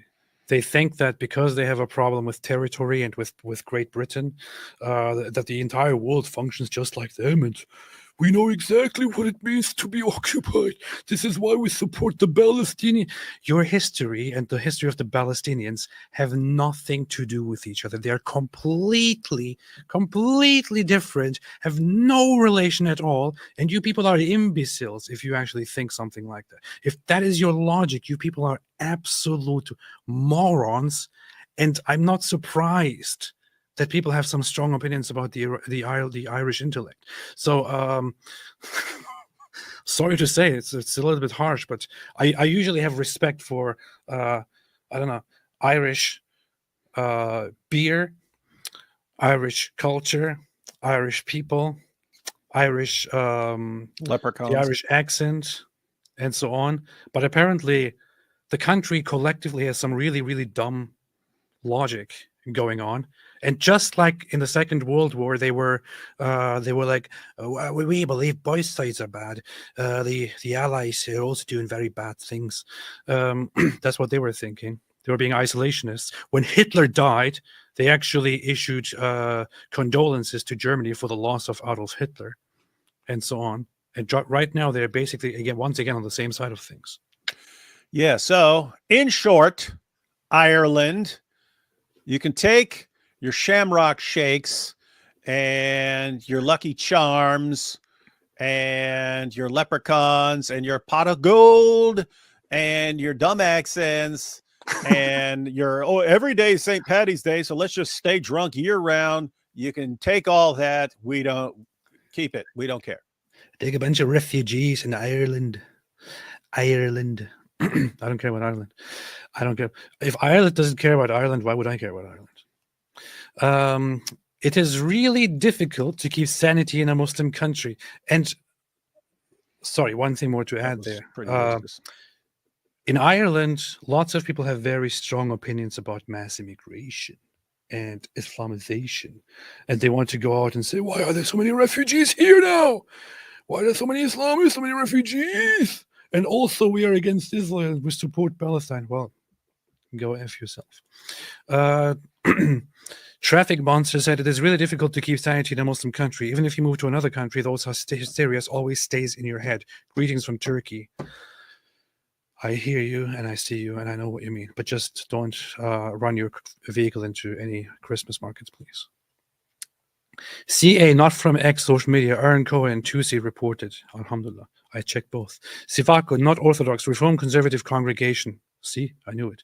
But that response pushed me to solid conservative. Also thinking about Master's program in Israel. Now, I am not one to take an opinion or to judge here the Jewish denominations, but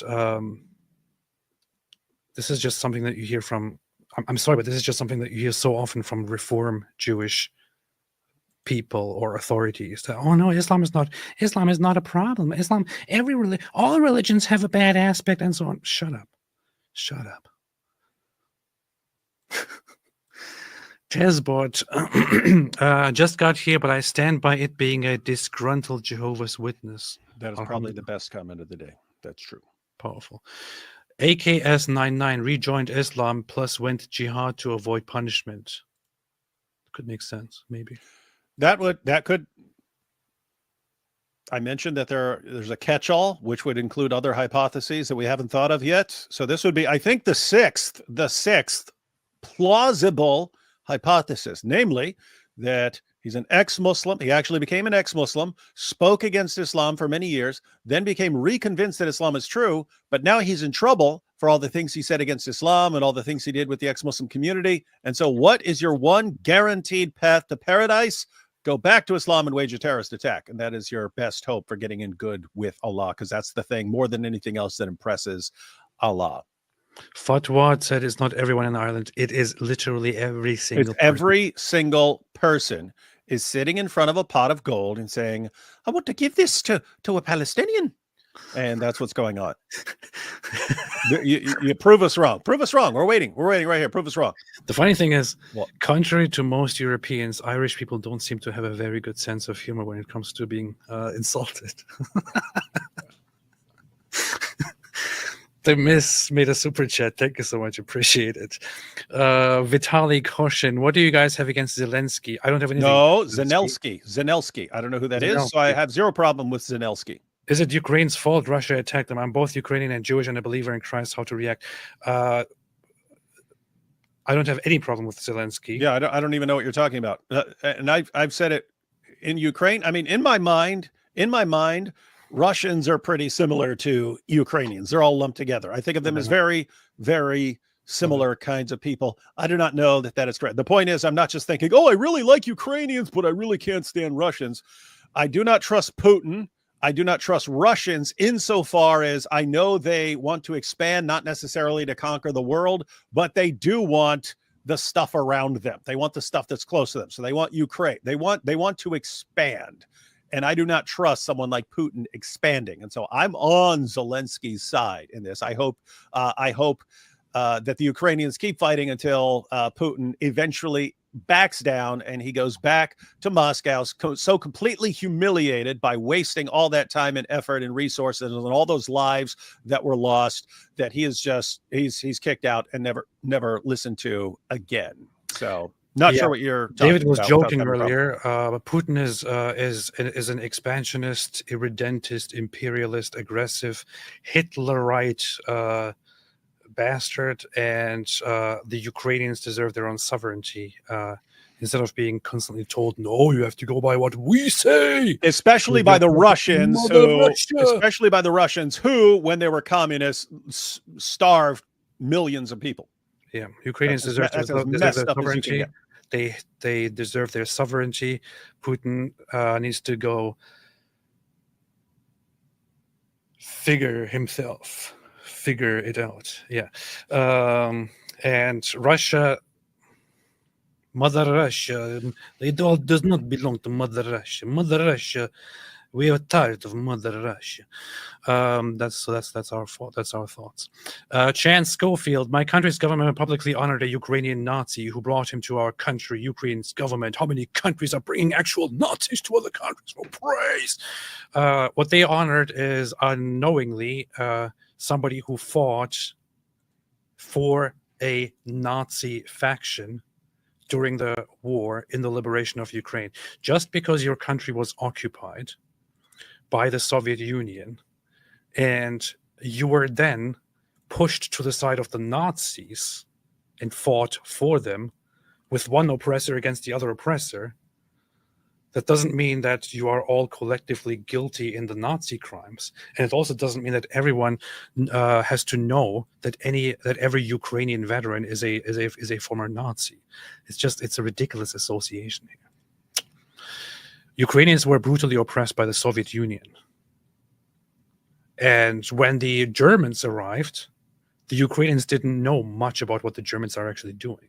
To them, this was change. The nationalists saw this as a liberation, and they sided with them. And it didn't last very long because the nationalist movements inside Ukraine started getting oppressed by the very same Nazis that they aligned themselves with. Things went south very quickly. But you can't really blame an oppressed population for siding with another oppressor in their fight for liberty. It's bizarre. It's absurd. If Veritas, Ape, opinions on the historicity of the Tanakh. What's the Tanakh? Do you mean the Tanakh? Do you mean the Bible, the Old Testament, the Bible, or do you mean, what is a Tanakh? You might mean Tatanka. What is it? Which means buffalo. What is a Tanakh? Tanaka. There's a Tanaka, which is a paste made from ground bark. I don't think much about the historicity of it. I don't know. Is this supposed to say the Old Testament? No, it's Bible? Tanaka. What do you think about the historicity of that paste? So I think that the historicity of this is pretty much undisputed. So I think the historicity of this paste here is very undisputed. You can see it clearly here, and I don't think that there is anything wrong with the history of this paste. Made What from they put on ground their bark, faces. distinctive feature of the culture of Myanmar or Burma, depending on your preference. So this is probably about the Bible, about the Tanakh. I don't know what to think about the historicity of it. I don't really have an opinion on the historicity of the Bible, the Hebrew Bible, or the Old Testament. From my perspective, it seems that that certain parts, including at least the first 5 books of Moses, seem to be more not relevant due to their history, but rather due to their message and their legacy and the things they tell and so on. I would say that after the 5 books of Moses, the rest of it is very much not necessarily historically disputed, or there is no reason to dispute it. But again, it's like, I don't really care much about the historicity of it. What do you think, David? You think it's all false? There is no God. Why do you believe in Sky Daddy? If it's all made up, anything in the Bible is completely false. The Bible says who the Roman emperor was at the time of Jesus. This means there was no Roman emperor because it's in the Bible. You see, Based Ape, don't let terrorists win. We are not scared of you. We do not live in fear. Merry Christmas to each and every one of you. Peace and love to you all. Do Yeah, we once look again- scared to anyone? Yes, we look terrified. I messaged with a few people at least who are from the region and who somebody who was even very close to the attack. So anyone who experienced anything, harm, whatever from this, I wish you all the best. Sorry for your loss. Stay safe. And I hope people can solve this problem soon enough. Michigan Tricker was watching some 2C TV a bit ago, and he was saying it is taqiyya, and he suspects to still had extremist Islamic views, did not like Christians, and was actually part of a sleeper cell. He didn't seem to like Christians. I think that kind of is true. Yeah. Benjamin Fairhall, as Christmas is a celebration of the Muslim prophet Jesus, the guy must be an apostate. Powerful. Yes, Muslims should celebrate. Muslims who, since they believe in the virgin birth of Jesus and they believe in Jesus and they love him even more than Christians, they would never attack a Christmas market. Every Muslim has always has a This is the Bible. proof. Every Muslim always kisses the Bible and says, "This is the best book ever." And I'm just joking. For those who don't know, Muslims don't get anywhere near the Bible. So the idea that Islam is an Abrahamic religion with the same texts is not really true. Muslims don't recognize the Bible and also don't read the Bible. Kein mehr Sitzpinkler, freundliche Weihnachten. Is this a terrible, poor attempt at making a German comment here? That's kind of Sitzpinkler.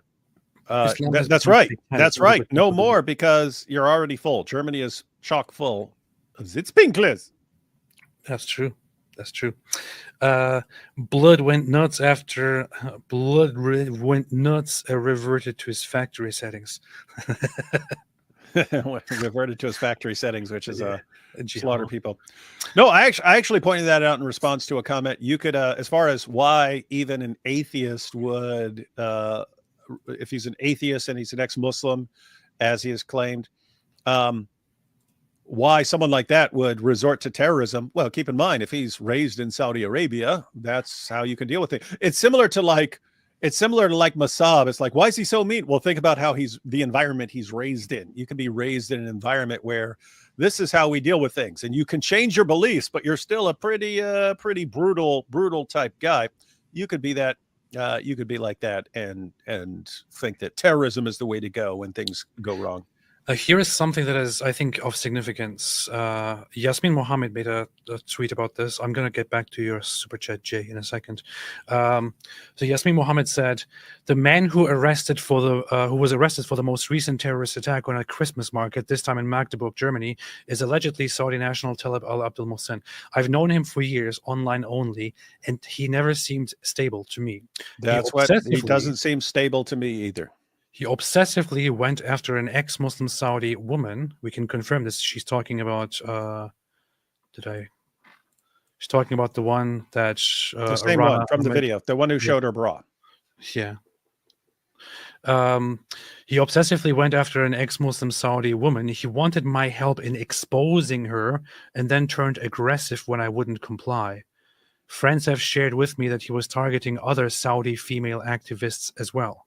I still can't believe this is real. I knew he was unhinged and I wanted to keep my distance, but I never suspected he would be violent. Quick pause. I just wanted to comment. For everyone who thinks, no, he's actually a mastermind. Okay, if he's not off his rocker, right? If he's not off his rocker, he's sent by the Saudis. Keep in mind, you have multiple options here. You have people think he's sent by the Saudis. Then you have, no, he's a radical Shia. You're getting very different explanations for this, for where this guy, what this guy actually believes. But if you go with that theory that he's either a Saudi mastermind or a devout Shia mastermind who's sent by some other masterminds to infiltrate and undermine and so on, why would he constantly portray himself as deranged to everyone he interacts with?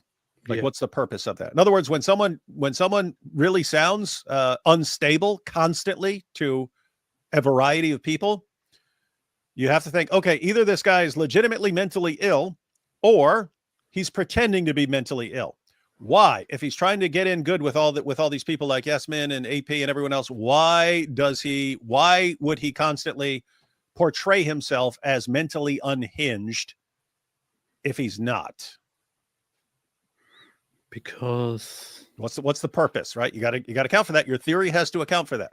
Because see, I'm thinking if someone seems mentally unhinged, I'm thinking he's either mentally unhinged or he's pretending. And it could be like, suppose you're going to a trial, you want to portray yourself as mentally unhinged so you can use an insanity defense. Okay, but this guy sounded like this forever to everyone. So that's some long-term planning. Hey, I'm going to spend decades pretending to be mentally unstable with everyone I interact with, and everyone's going to think I'm crazy. And that way, when I eventually launch a Christmas attack, people will just dismiss it. Well, what's the point in terrorizing then?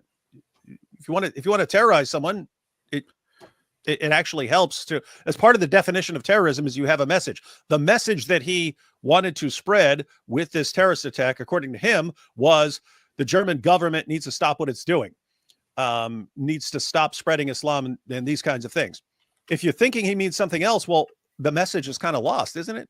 If you're trying to terrify people, that message got lost. I mean, if you're trying to terrify people and make them shut up about Islam, that message was lost in translation. So if he's this mastermind, why couldn't he get a message across? Why does he portray himself as completely deranged to everyone? Doesn't make sense. I'm not sure but I'm just asking questions. I'm not sure what this comment here is supposed to be. Ankush Saha said Jews follow the Tanakh, not Bible. Tanakh is just the Hebrew term for the Hebrew Bible, which means the Bible, the Old Testament in Christianity, excluding the New Testament.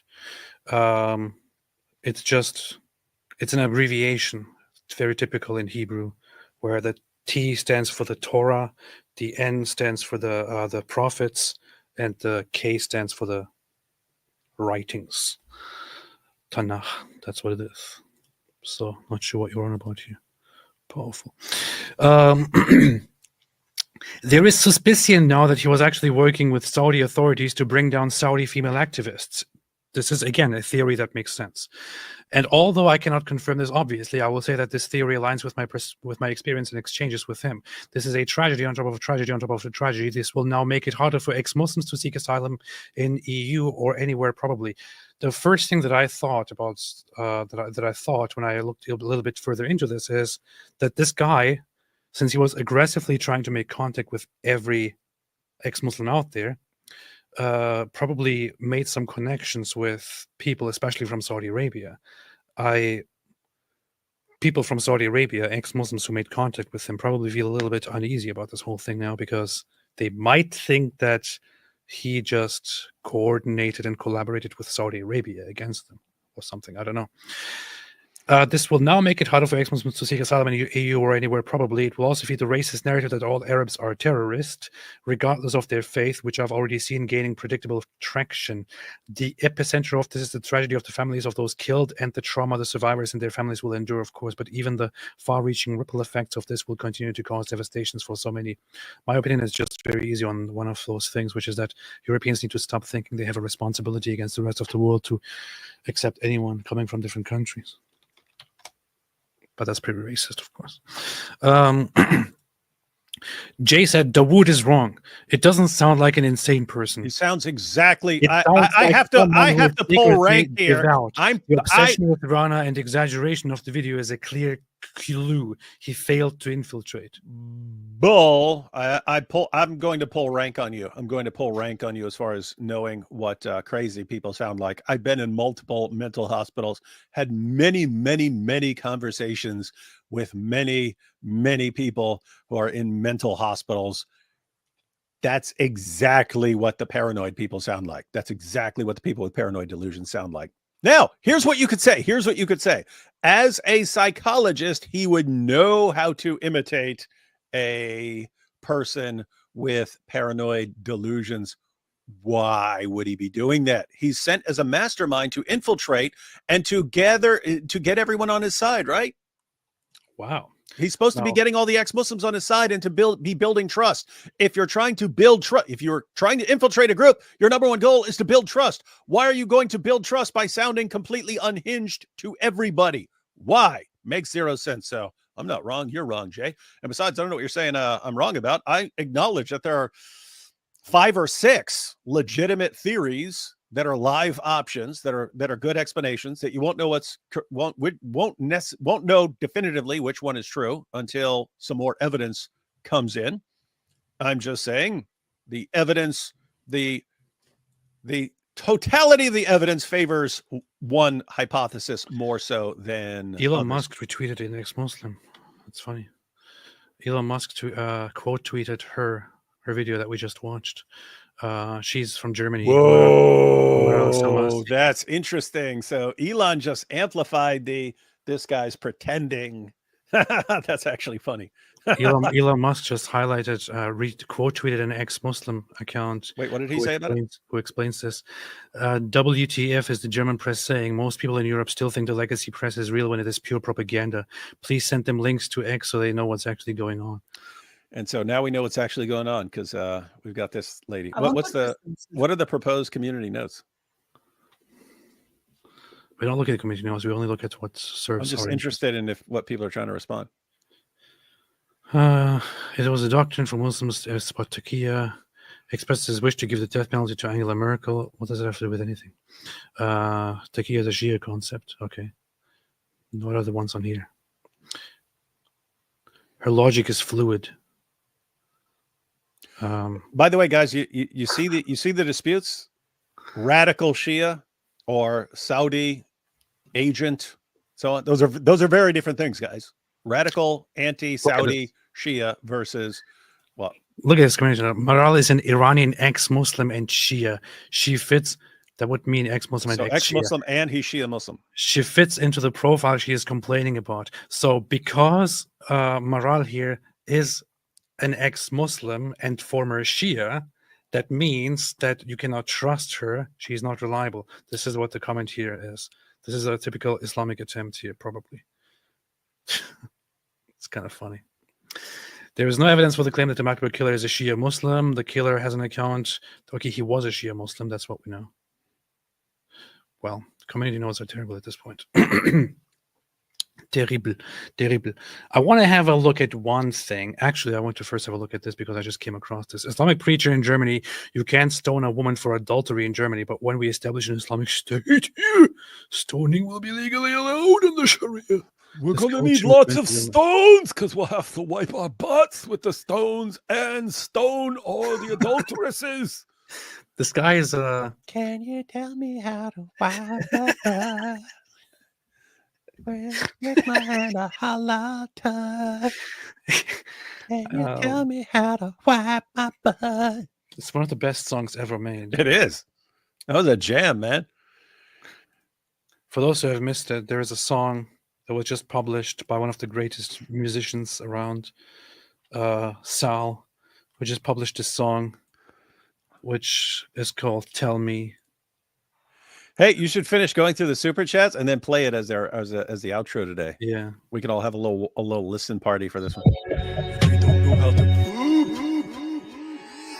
Can you tell me how to wipe my butt?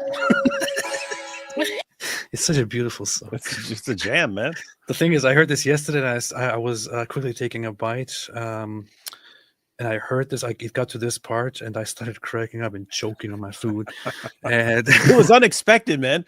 Yes. It sounded like it was going to be me quoting Sahih al-Bukhari and then making fun of it, and then all of a sudden it breaks into song, and then he adds a beat to it. Boom! Can you tell me how to wipe my butt?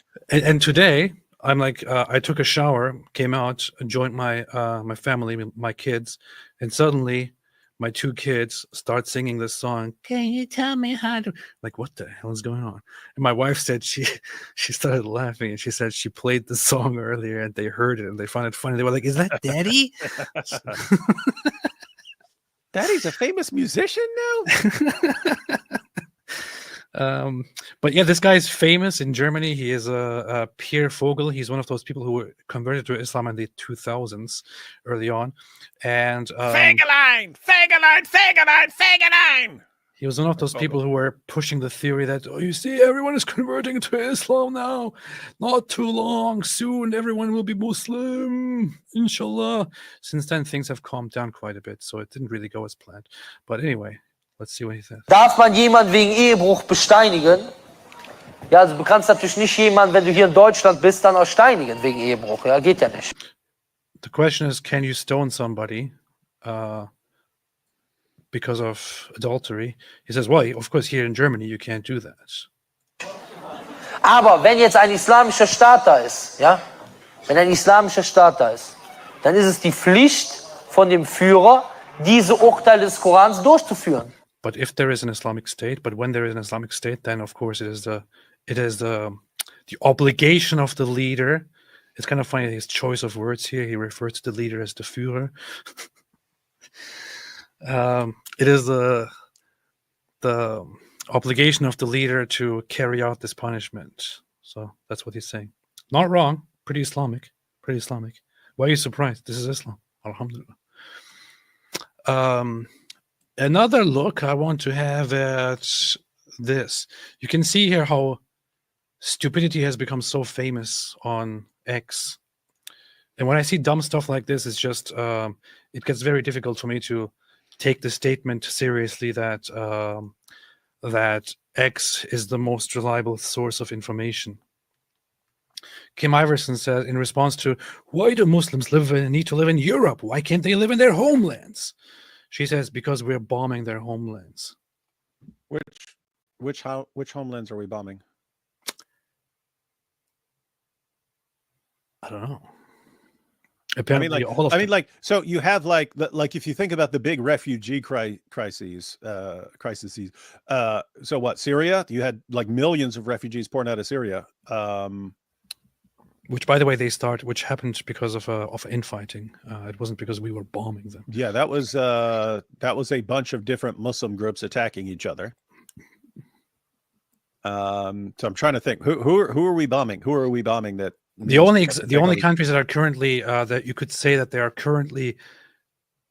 The funny thing is, right now there is only Yemen that is being targeted as a result of there's a civil war going on. They are infighting, and that's one side backed by Saudi Arabia and the UAE, and the other side backed by Iran. By Islamic Iran, they're fighting, yeah. And occasionally we'll have something to say about them bombing a ship or something like that, but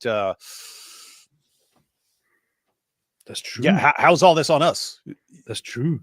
Then there's Sudan, which is currently just which has blockades or sanctions because of their also civil war and their genocide, which they are carrying out inside. Nothing to do with the West.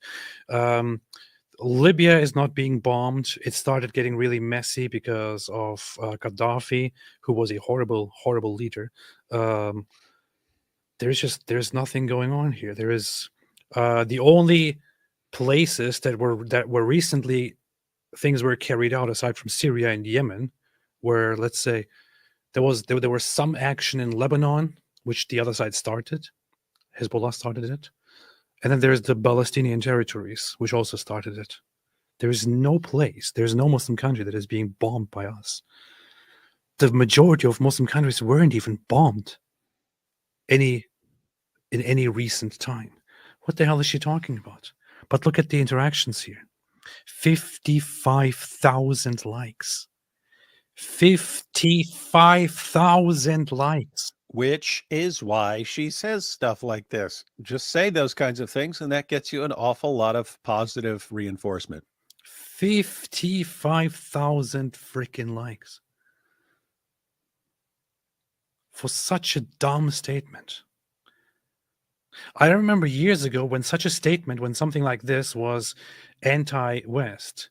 No, she's pretending to be not anti-West, but pro-West, and they're trying to push this as a pro-West narrative.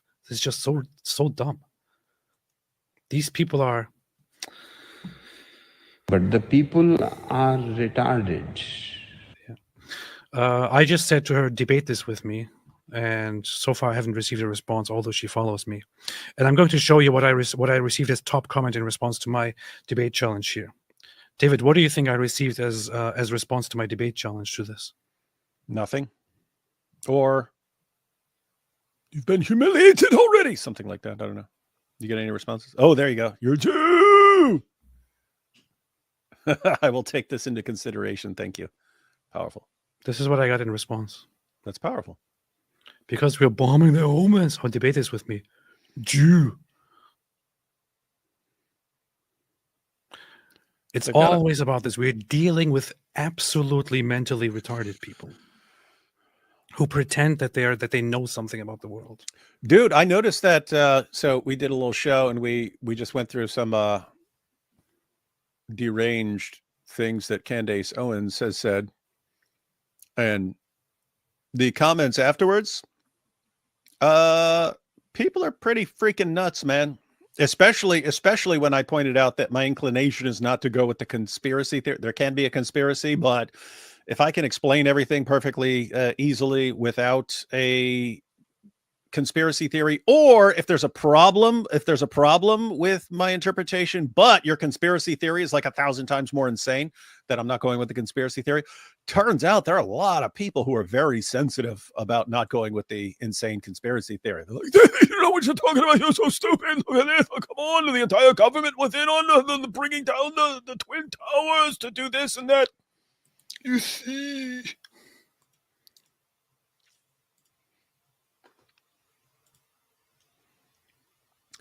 Can you tell me how to wipe my butt with hikmah and a halal? Yeah, I want to say to all those who have who jumped on the bandwagon of attitudes like this here, and who are here to push Nazi and anti-Jewish stuff. I have to say, I don't care how long you have been with me. I don't care how long you have been supporting me. I don't care who you are. I don't care what you believe in. Get out of here. I don't have any respect for you. Get the hell out of here! If you supported me, say, I have been here from the very beginning, but I didn't expect that you would support the Jew. Yes, I do. I love Jews. I love Jews. And you are pathetic people who should go and keep eating their own dirty socks that you masturbate into. Stop attacking and hating people for no other reason other than that you are a bunch of mentally unwell, mentally retarded people who have a lot of problems in life, and who think, why am I not getting things done? It's because of the Jews. Why are things not going right? It's because of the Jews. Why will the Jews not leave me alone? Go to hell, you bastards, you parasitic little imbecilic worms. You vile vermin cockroaches. Get out of here. I don't respect a single one of you. You dirty, filthy, little, disgusting cockroaches. Get the hell out of here. Anyway, this was my response actually when I quote tweeted it, which was, she said, because we're bombing their homeland. Here's my response. Here is a list of some Muslim majority countries we are not bombing. David, here's your response, Luke. I know. I already read that.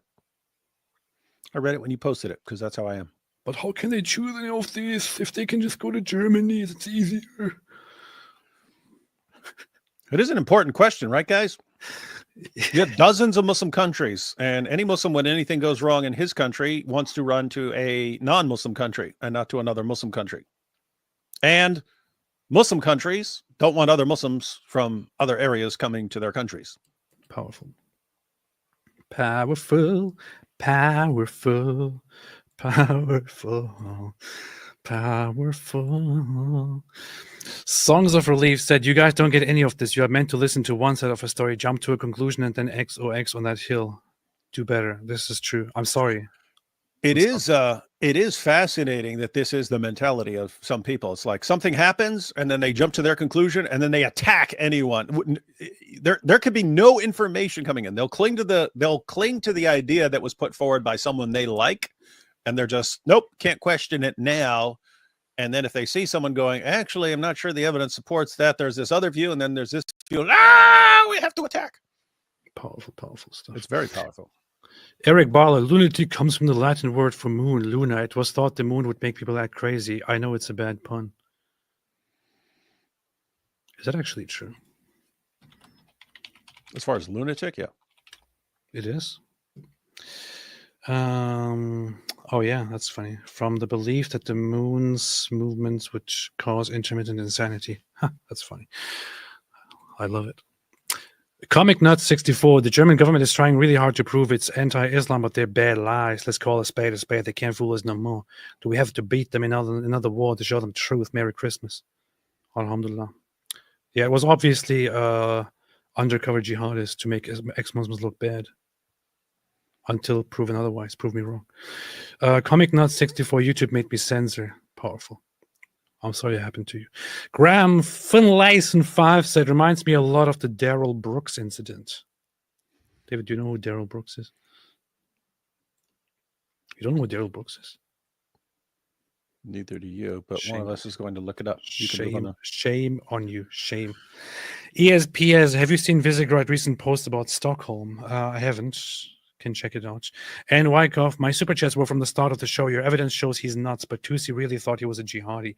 Yeah, I think it's a kind of a mixed bag. There's he could be either. It's really messed up. In any case, absolutely filthy scumbag, enemy of humanity, and should be punished in the severest ways. Daryl Edward Brooks drove a sport utility vehicle through the annual Christmas parade in Waukesha, Wisconsin, United States, killing 6 people and injuring 62 others.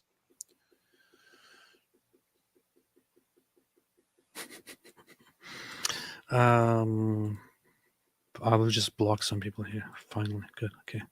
Well, Robin Hood, YouTube or Apple censoring a reasonable comment. Oh no, thank you. Merry Christmas. Joshua Wooden, AP is just jealous because a raven is a far better bird than a turkey, and the bears and ravens represent real football. And Merry Christmas to all here. Thank you. Appreciate it. This is very true. The Ravens football team is basically the Mike Winger of football teams, so they'll just nobody cares about schoolboy football. Mosh Cohen, this just keeps getting weirder and weirder. 2C TV had interesting info too. I don't know, man. Sounds like a page from the Muslim Brotherhood playbook. Could be anything. You know, these people are crazy.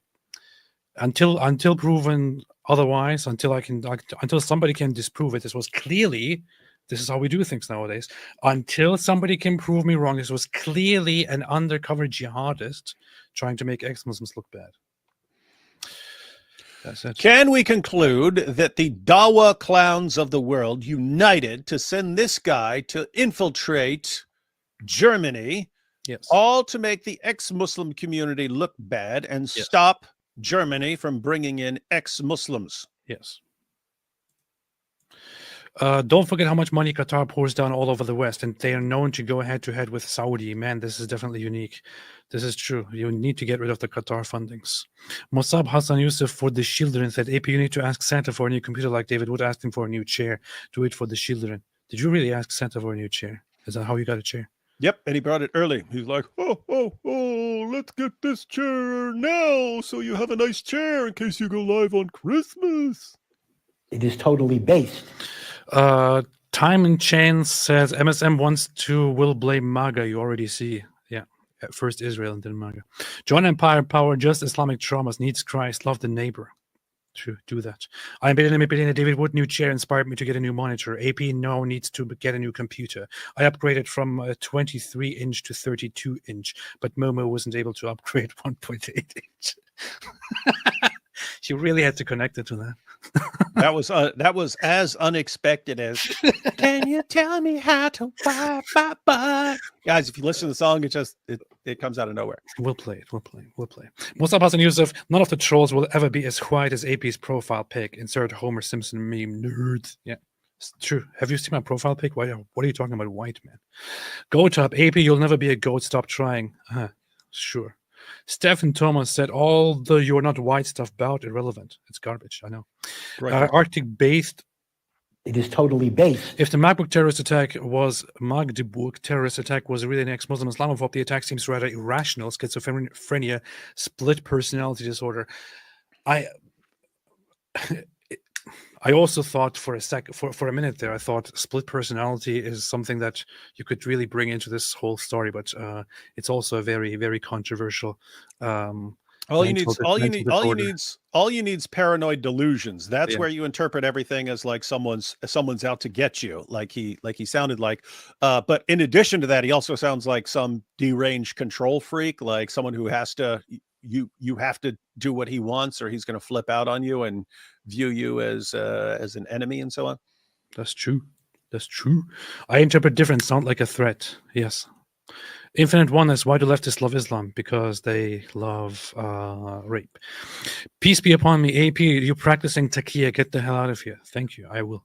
EDJ, he sounds like a jihadist who was tired of seeing that Muslims were the only crazy ones doing attacks, so he tried to make apostles look bad too. This is true. Magnifico Gigantus, Islam is a disease, meet the cure. Turkish dictator enthusiast and his 1% Jewish sidekick. Huh. This is kind of racist here. Who's that? Who's the 1% Jewish sidekick? I'm probably talking about somebody else. I don't know. I'm 2.7%, so it's definitely not me. Oh. I'm 2.7% kosher, 100% dope. Ali and Hussein were killed by Zionists. GG Ryder, Ali and Hussein were killed by Zionists. Abu Bakr and companions were crypto Zionist Jews secretly working for Mossad. You see?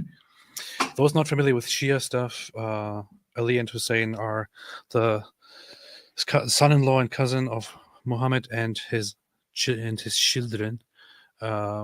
So that's that. And they are very highly valued in Shia Islam. Soldier of Grass said, anti-Islam terrorists, two words that are oxymoron. Germany should raise voice against this jihadi terrorist who is shamelessly lying about, as taught by his Sharia manual. Islam can never be compatible to the West. There is one thing that I want to go through, but I don't think we have time anymore because David looks like he needs to go poop or something. I don't know. Can you tell me why my butt? There's a thread here, which has received a lot of attention and has 25 million views here about this terrorist. But I can highlight a few things very quickly because lots of people sent this to me as well. The claim here is in the first post of this thread that Talib Abdul Mohsen flees Saudi Arabia after being accused of rape and implicated in serious crimes. This is only a statement made by this person without any evidence at all. It would be interesting if this was the case, but there is no evidence at all except that Saudi sources say this kind of stuff without presenting anything at all. It might just be that they're trying to clear their own image and present themselves as the good guys. This guy was not one of us; he was a bad guy, and so on. You can't trust Saudi Arabia. People shouldn't take any of this at face value. Saudi extradition request ignored. Saudi Arabia formally requests his extradition, but Germany denies the request, citing human rights concerns, despite clear evidence of his criminal activities. Again, no evidence of criminal activities at all. After arriving in Germany, Abdul Mohsen reinvents himself as a dissident, publicly declaring himself an atheist and ex-Muslim. This move appeared strategic, likely aimed at securing full asylum protection in Germany by portraying himself as a victim of persecution rather than a fugitive of justice. Once again, I don't see any evidence for it, but makes sense. Abdul Mohsen begins working in a government hospital in Germany as a psychiatrist. Shockingly, while holding this position, he is publicly active in criminal activities, including human trafficking, smuggling young girls, encouraging girls and minors from Saudi Arabia and Gulf countries to flee to Germany. This is not a criminal activity. This here is not a criminal activity. This is a criminal activity to Saudi Arabians, but it's not a criminal activity at all. Encouraging girls and minors. What he's talking about is that he may be. There is no evidence to it that there may be Saudi Arabian girls who are interacting and saying, "Oh, I want to go there," and he might be messaging with them back and forth, and that's it. If that's it, there's no crime. There's no crime to this. Yeah, guys, just wanted to point out as well. Think about the he's lying hypotheses on the table. One, he's a radical Shia Muslim, right? Two, he's a radical Sunni who is following, who's an agent of Saudi Arabia. Three, he's actually condemned by Saudi Arabia and he's running from Saudi Arabia, who wants to kill him because of his crimes. Guys, these are completely different theories. And guess what? You can go to people who are defending every one of those theories, and you've basically got a problem if you're not accepting the theory. So, guys, this is what I'm talking about. It's a rule. If you have limited information from unreliable sources, you can come up with dozens of different theories that can make sense in light of certain limited information from unreliable sources. But you're just wrong if you don't cling to one of them. Yeah. All of this could be true, but I don't see any single piece of evidence. But it could make sense that this guy was a criminal, and he did these things because and he started representing himself as an atheist ex-Muslim to get away and to reinvent himself and run from his crimes. And eventually he snapped because he's a deeply disturbed individual and so on. Mm-hmm. Could be. Maybe he's an undercover Islamist who did all of these things. Maybe he's an alien. Maybe he's an alien sent here to confuse humanity to prepare for the alien invasion. We can say anything, guys. And guess what? That would actually fit the data. That's why he sounds a little bit off. He's an alien, for crying out loud. Abdul Mohsen makes explicit threats against Germany, which authorities dismiss as freedom of expression. He was active on. I haven't seen a response that they dismissed this as freedom of expression. Here's the thing. It doesn't make sense to me that Germany would be aware. Like, no matter what you think about the justice system in European countries and in the West, it's a little bit of a stretch. It's a bit of an exaggeration. It doesn't make sense to me that Germany would be given clear evidence of rape and human trafficking activities and all that, and they would just be totally okay with it, and even give him or allow him to work in a government hospital or a correctional facility, while being presented evidence of him doing horrible, horrible things. That's a little bit of a stretch to me. Germany is not Saudi Arabia.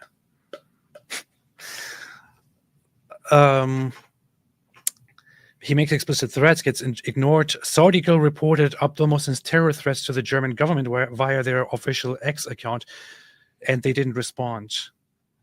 This is true. She did report, and the account didn't respond. It could be because of incompetence. Team des Bundesamts für Migration twittert über gesellschaftliche Vielfalt. I don't think there's any note that these guys are accepting complaints over here. Oh, wait. They made a statement about this. Let's see. Das Bundesamt hat im Spätsommer letzten Jahres einen Hinweis über seine Social-Media-Kanäle zu der mutmaßlich für den Ansteigerung und Empfang der Person erhalten. So,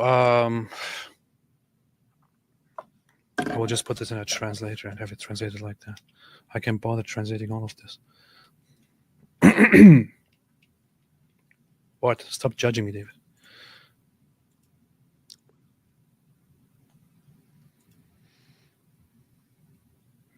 La, la, la, la, la. Guy who's raised in Germany needs a translator. It's too much to tell, just on the spot translate, man. I don't want to do this right now. What's your problem? You don't like my methods? Can you tell me how to wipe my butt? You don't like how I do things? Can you tell me how to translate German? Even though I was born and raised there. Okay, here. In late summer last year, the federal office received a tip via its social media channels about the person suspected of being responsible for the attack in Magdeburg. This, like every other of the numerous tips, was taken seriously. Since the federal office is not an investigative authority, the person who provided information was referred directly to the responsible authorities, as is usual in such cases. Please understand that we cannot comment on specific individual cases beyond this. Are you freaking serious? Wait a minute, I didn't read the whole thing. Is this really what it says? Da das Bundesamt keine Ermittlungsbehörde ist, wurde die hinweisgebende Personen wie in solchen Fällen üblich die Verantwortlichen. Bitte haben Sie Verständnis, dass wir uns darüber hinaus zum konkreten Einzelfall nicht äußern können. This is serious. Okay, so they are saying, yes, we were contacted and informed about these criminal activities or possible threats. However, since we are not an investigative bureau or department, we have basically this person was forwarded to the necessary department for this. This is ridiculous. Even if this department here is not in charge of handling such complaints or clues or hints, to just forward that person to a different department instead of So guys, the idea is someone came and said, hey, this guy's talking about like killing people and slaughtering people in Germany. And then they say, go somewhere else, go to this other department. And we don't know what happened there. But this department's like, it's not our fault. We said go to a different department. So this ain't on us. Don't blame us for this. Yeah, people are saying pretty much, this is a very good comment. So, aren't you embarrassed? People died, and it's important to you to make it clear that you weren't responsible. Like, it's what they're saying here. What they're basically admitting here is, well, yeah, we received warnings about this person, but it wasn't really our job. So, we just told the person to go somewhere else. What? Okay, I take everything back. I think Germany is completely capable of being incompetent enough to actually host criminal people and allow them to work in government positions. Sorry, I'm taking all of it back. I'm taking every praise to Germany back. This is just messed up, man.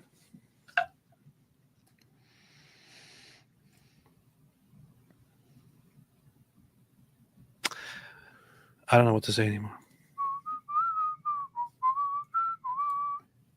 Wow.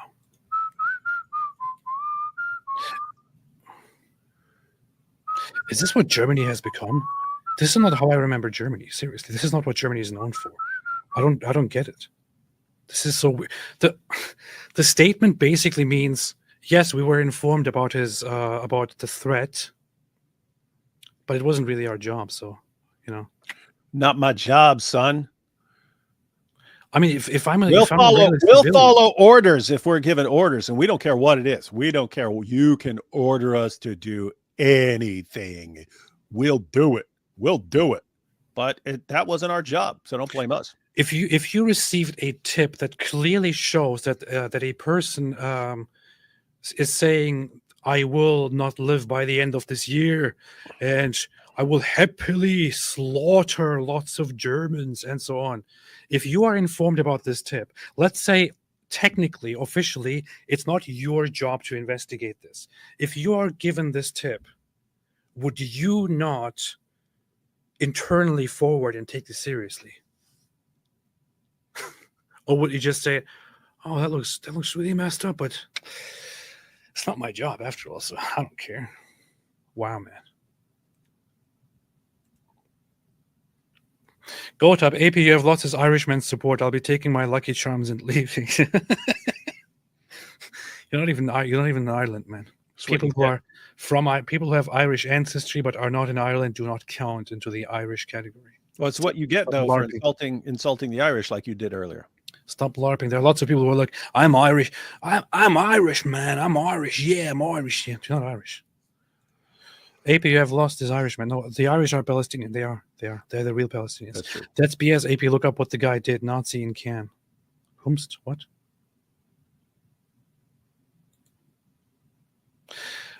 Michael Feldman, sorry, AP, like you and David Wood, but you are just a little bit better than Putin. Look into it, please. Ukraine is just a little bit better than Putin. Okay, I didn't say that Ukraine is great. I didn't say that Ukraine is the best place in the world. I didn't say that Ukrainians are the best humans on this planet. I didn't say that Zelensky is the best man ever. You said you worship Zelensky and that he's the Messiah. I said that Ukraine has a right to its sovereignty, and Putin is an imperialist scumbag who has no right to do what he's doing. That's all I said. Sivako says reform is basically just rainbows and hippies. This is very racist against Reform Judaism. Vitaly Koshin, if that guy is talking about Stefan Bandera, he's wrong. Bandera was arrested by Germany, not to say Ukrainians have always done the right thing. That would be a lie. But Ukraine at least denounced its wrongs against Jews. This is true. That said, Bandera also initially collaborated with the Nazis. And you could say that he was aware of how messed up they were.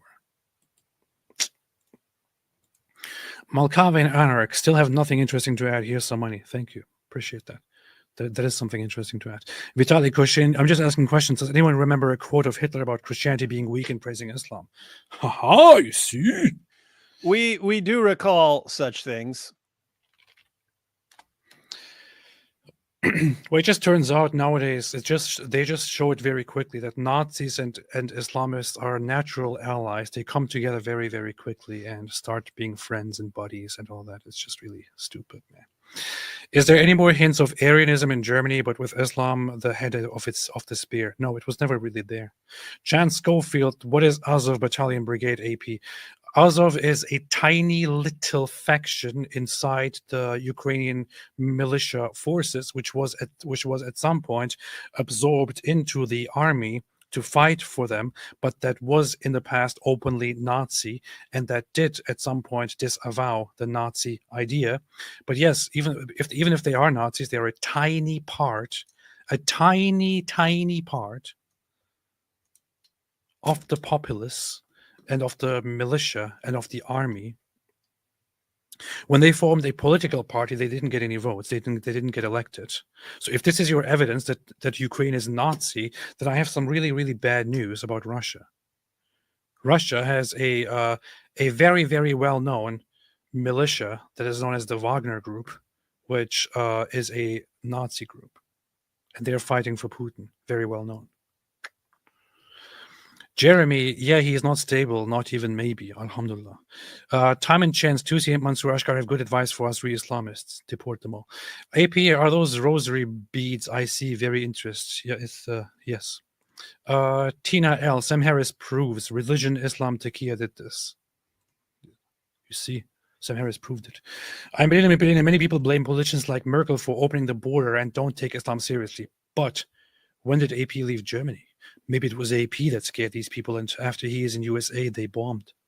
This might be there is some truth to this. This is why I say ex-Muslims are the only solution to this Islamism problem, and this is the proof.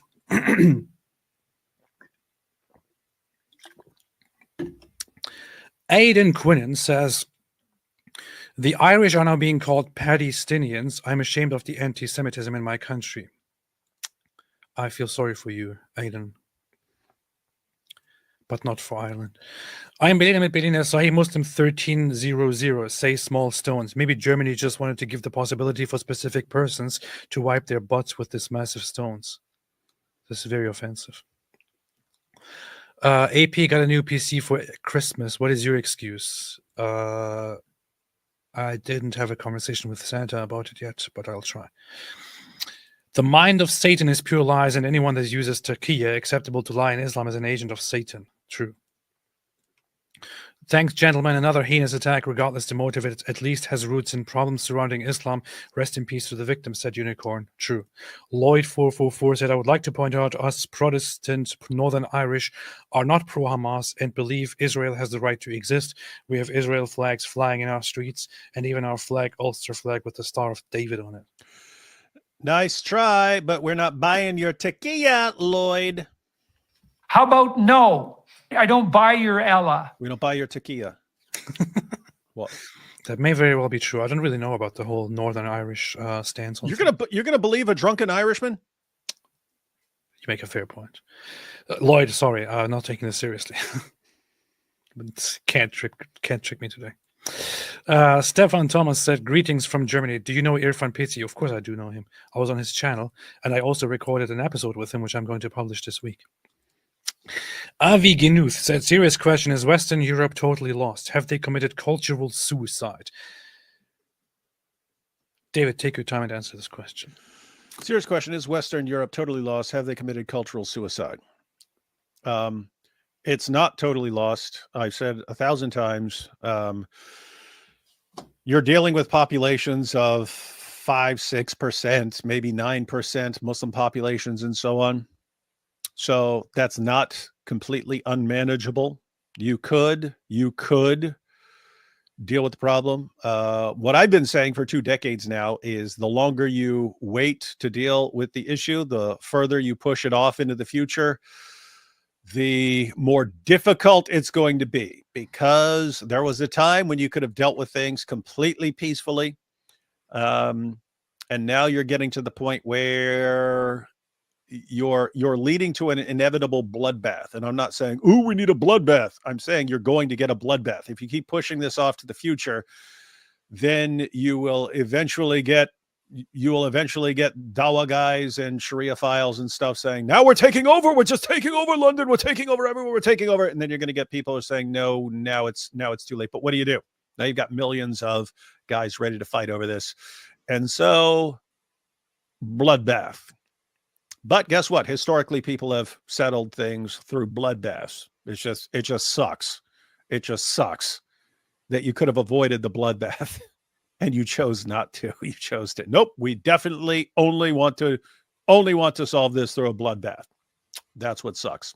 And all the people who pushed this off and screamed at everyone, you Islamophobes are racist, every time they brought up a legitimate concern, that future blood is on your hands. Powerful statement. I'm Benjamin says, German police and judges are maybe busy to hunt down social media posts. What a real thread. Get the hell out of here. Get the hell out of here. Yeah. Fun Gaming AP should look up Mohammed Mossad, ex-terrorist pro-Israel. What do you think of the things he says? I shall look it up.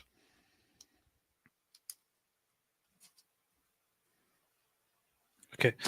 I will fly you both here to Northern Ireland to prove it. Yeah. Do it. Prove Do it. Prove it. I dare you. Do it.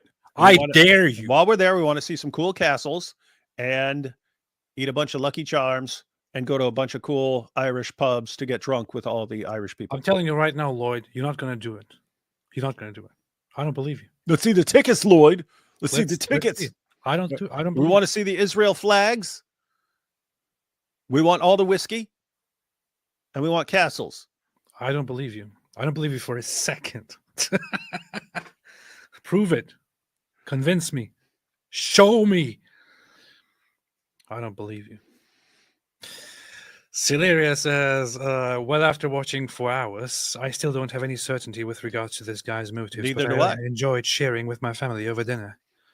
Well, Yeah, I'm guys. glad that we at least did that. But here's the thing: my takeaway, very briefly, is lots of people that I like, people that I love, people that I know, and so on, have said that this is an undercover jihadist terrorist who wanted to get away from things, snapped, wanted to make Muslims look, ex-Muslims look bad.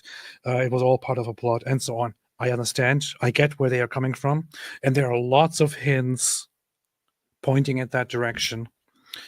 And I would say, while I understand that, and while lots of things that this guy did fit into that theory, I personally don't know if that is entirely true, because there are too many absurdities involved in that.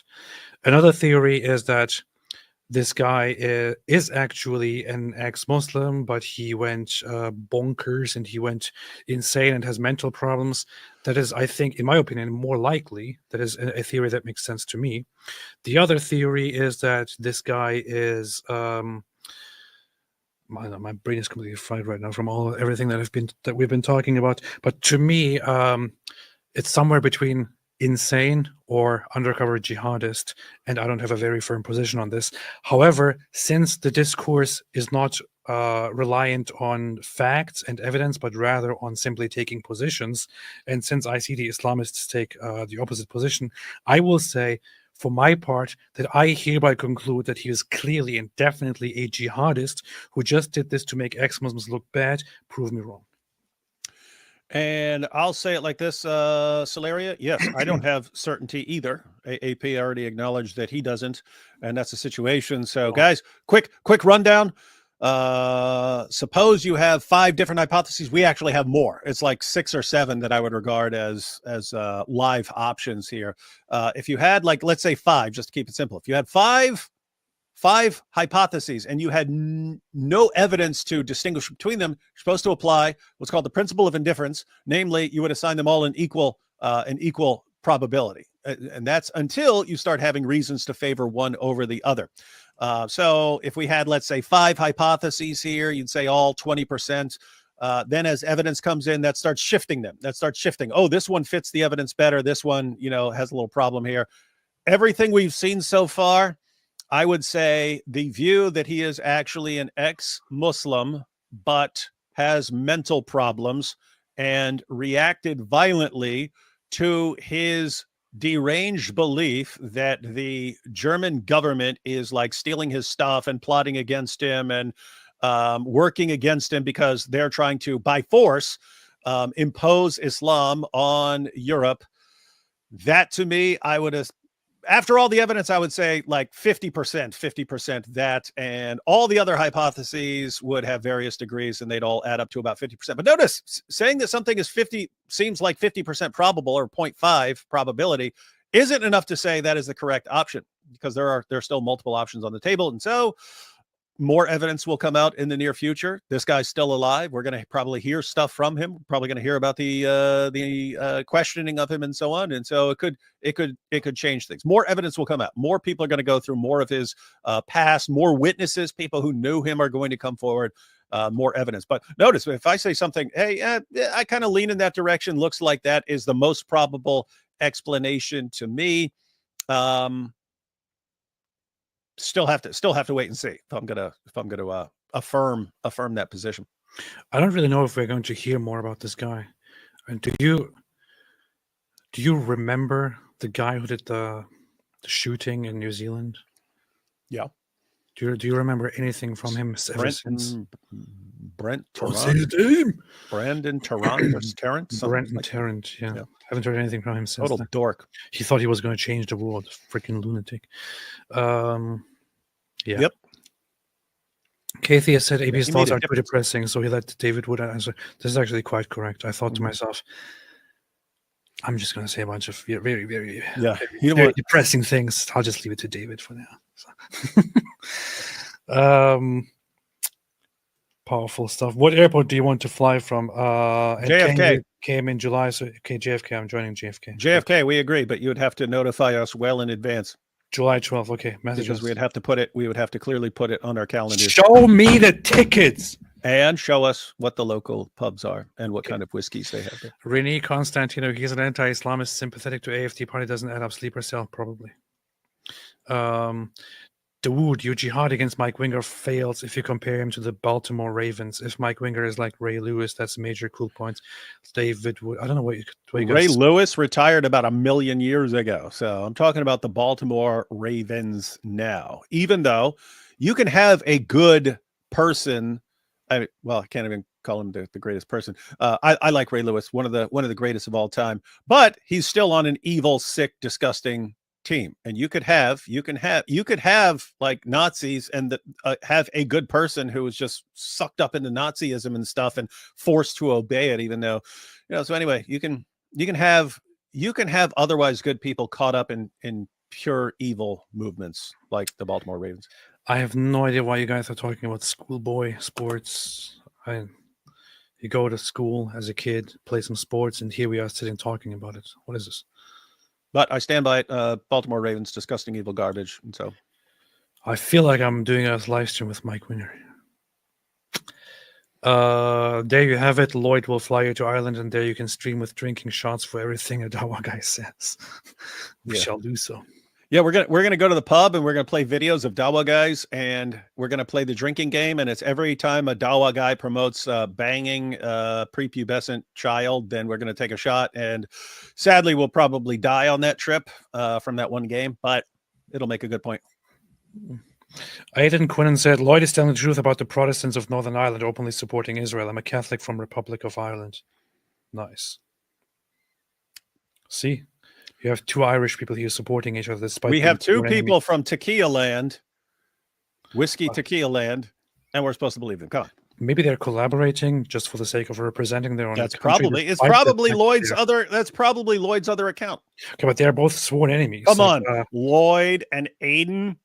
But if you put Lloyd and Aidan, somebody from Northern Ireland and somebody from the real Ireland, he into says one room, he's they from will kill Northern. each other. They kill each other. Okay, look, I'll make an account right now, and I'll say, "Oh, I'm super Muslim guy, but I agree with David." And AP will be like, "What? He's on the opposite side of the issue. He must be telling the truth." But they're making it in different currencies. Are you saying this is a genius plot here too? Yes. I don't know. Interesting.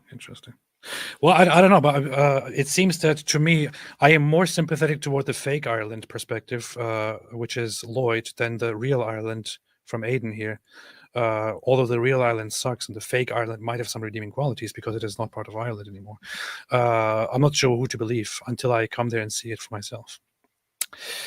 All I'm saying is,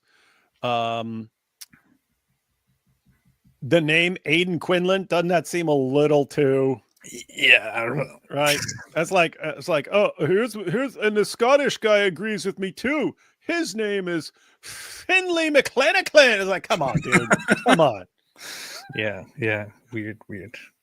It's a little bit difficult to believe. Yeah, but anyway, we will find out once Lloyd is totally gonna fly us over there. Right. Anyway, anything else, David? Nope. Be back tomorrow. Inshallah. But I want to play the best song ever made. Oh, yeah. Gotta have that. And then finish with that. Here we go. David, I will not see you on the other side. You said Nazi. I will not see you. This will play and then we will be done with the stream. So good night. Good night and goodbye. Goodbye, cruel world. We'll be live tomorrow again, inshallah. It'll be based. Base it. It will be totally based. Wow, you're doing a bang up job. Okay, all right. Here you go. Powerful. See ya.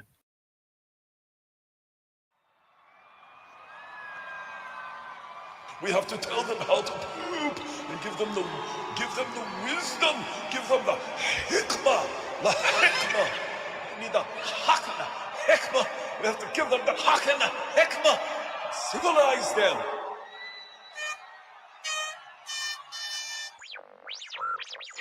This is Sahih Muslim, 1300.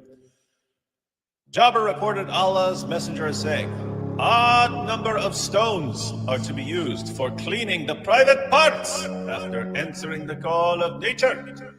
And casting of pebbles at the Jamras is to be done by odd numbers, 7. And the number of circuits between Al-Safa and Marwa is also odd, 7. And the number of circuits around the Kaaba is also odd, 7.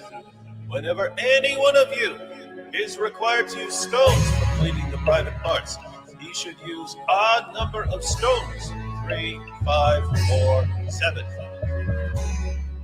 Oh my goodness, now it all makes sense. Allah is one. One is an odd number.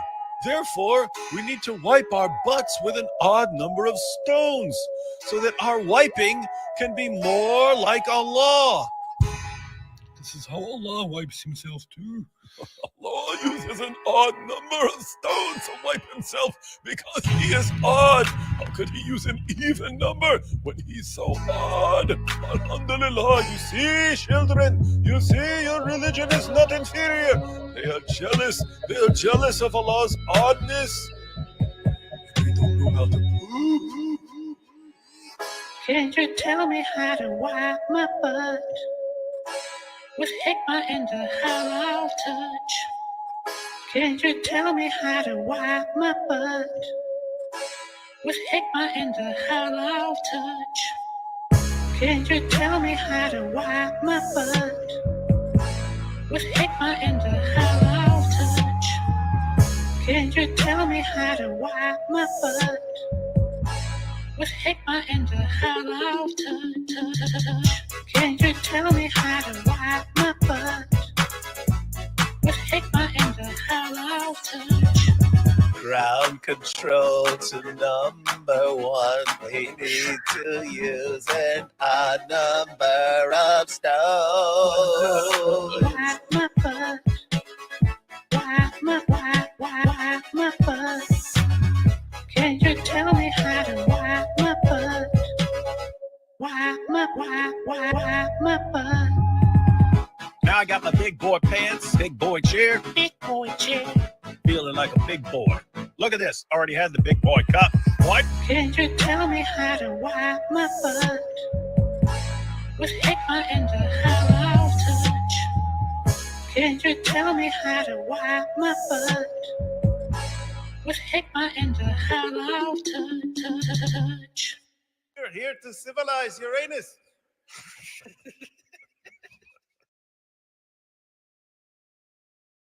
Stay away from Islam.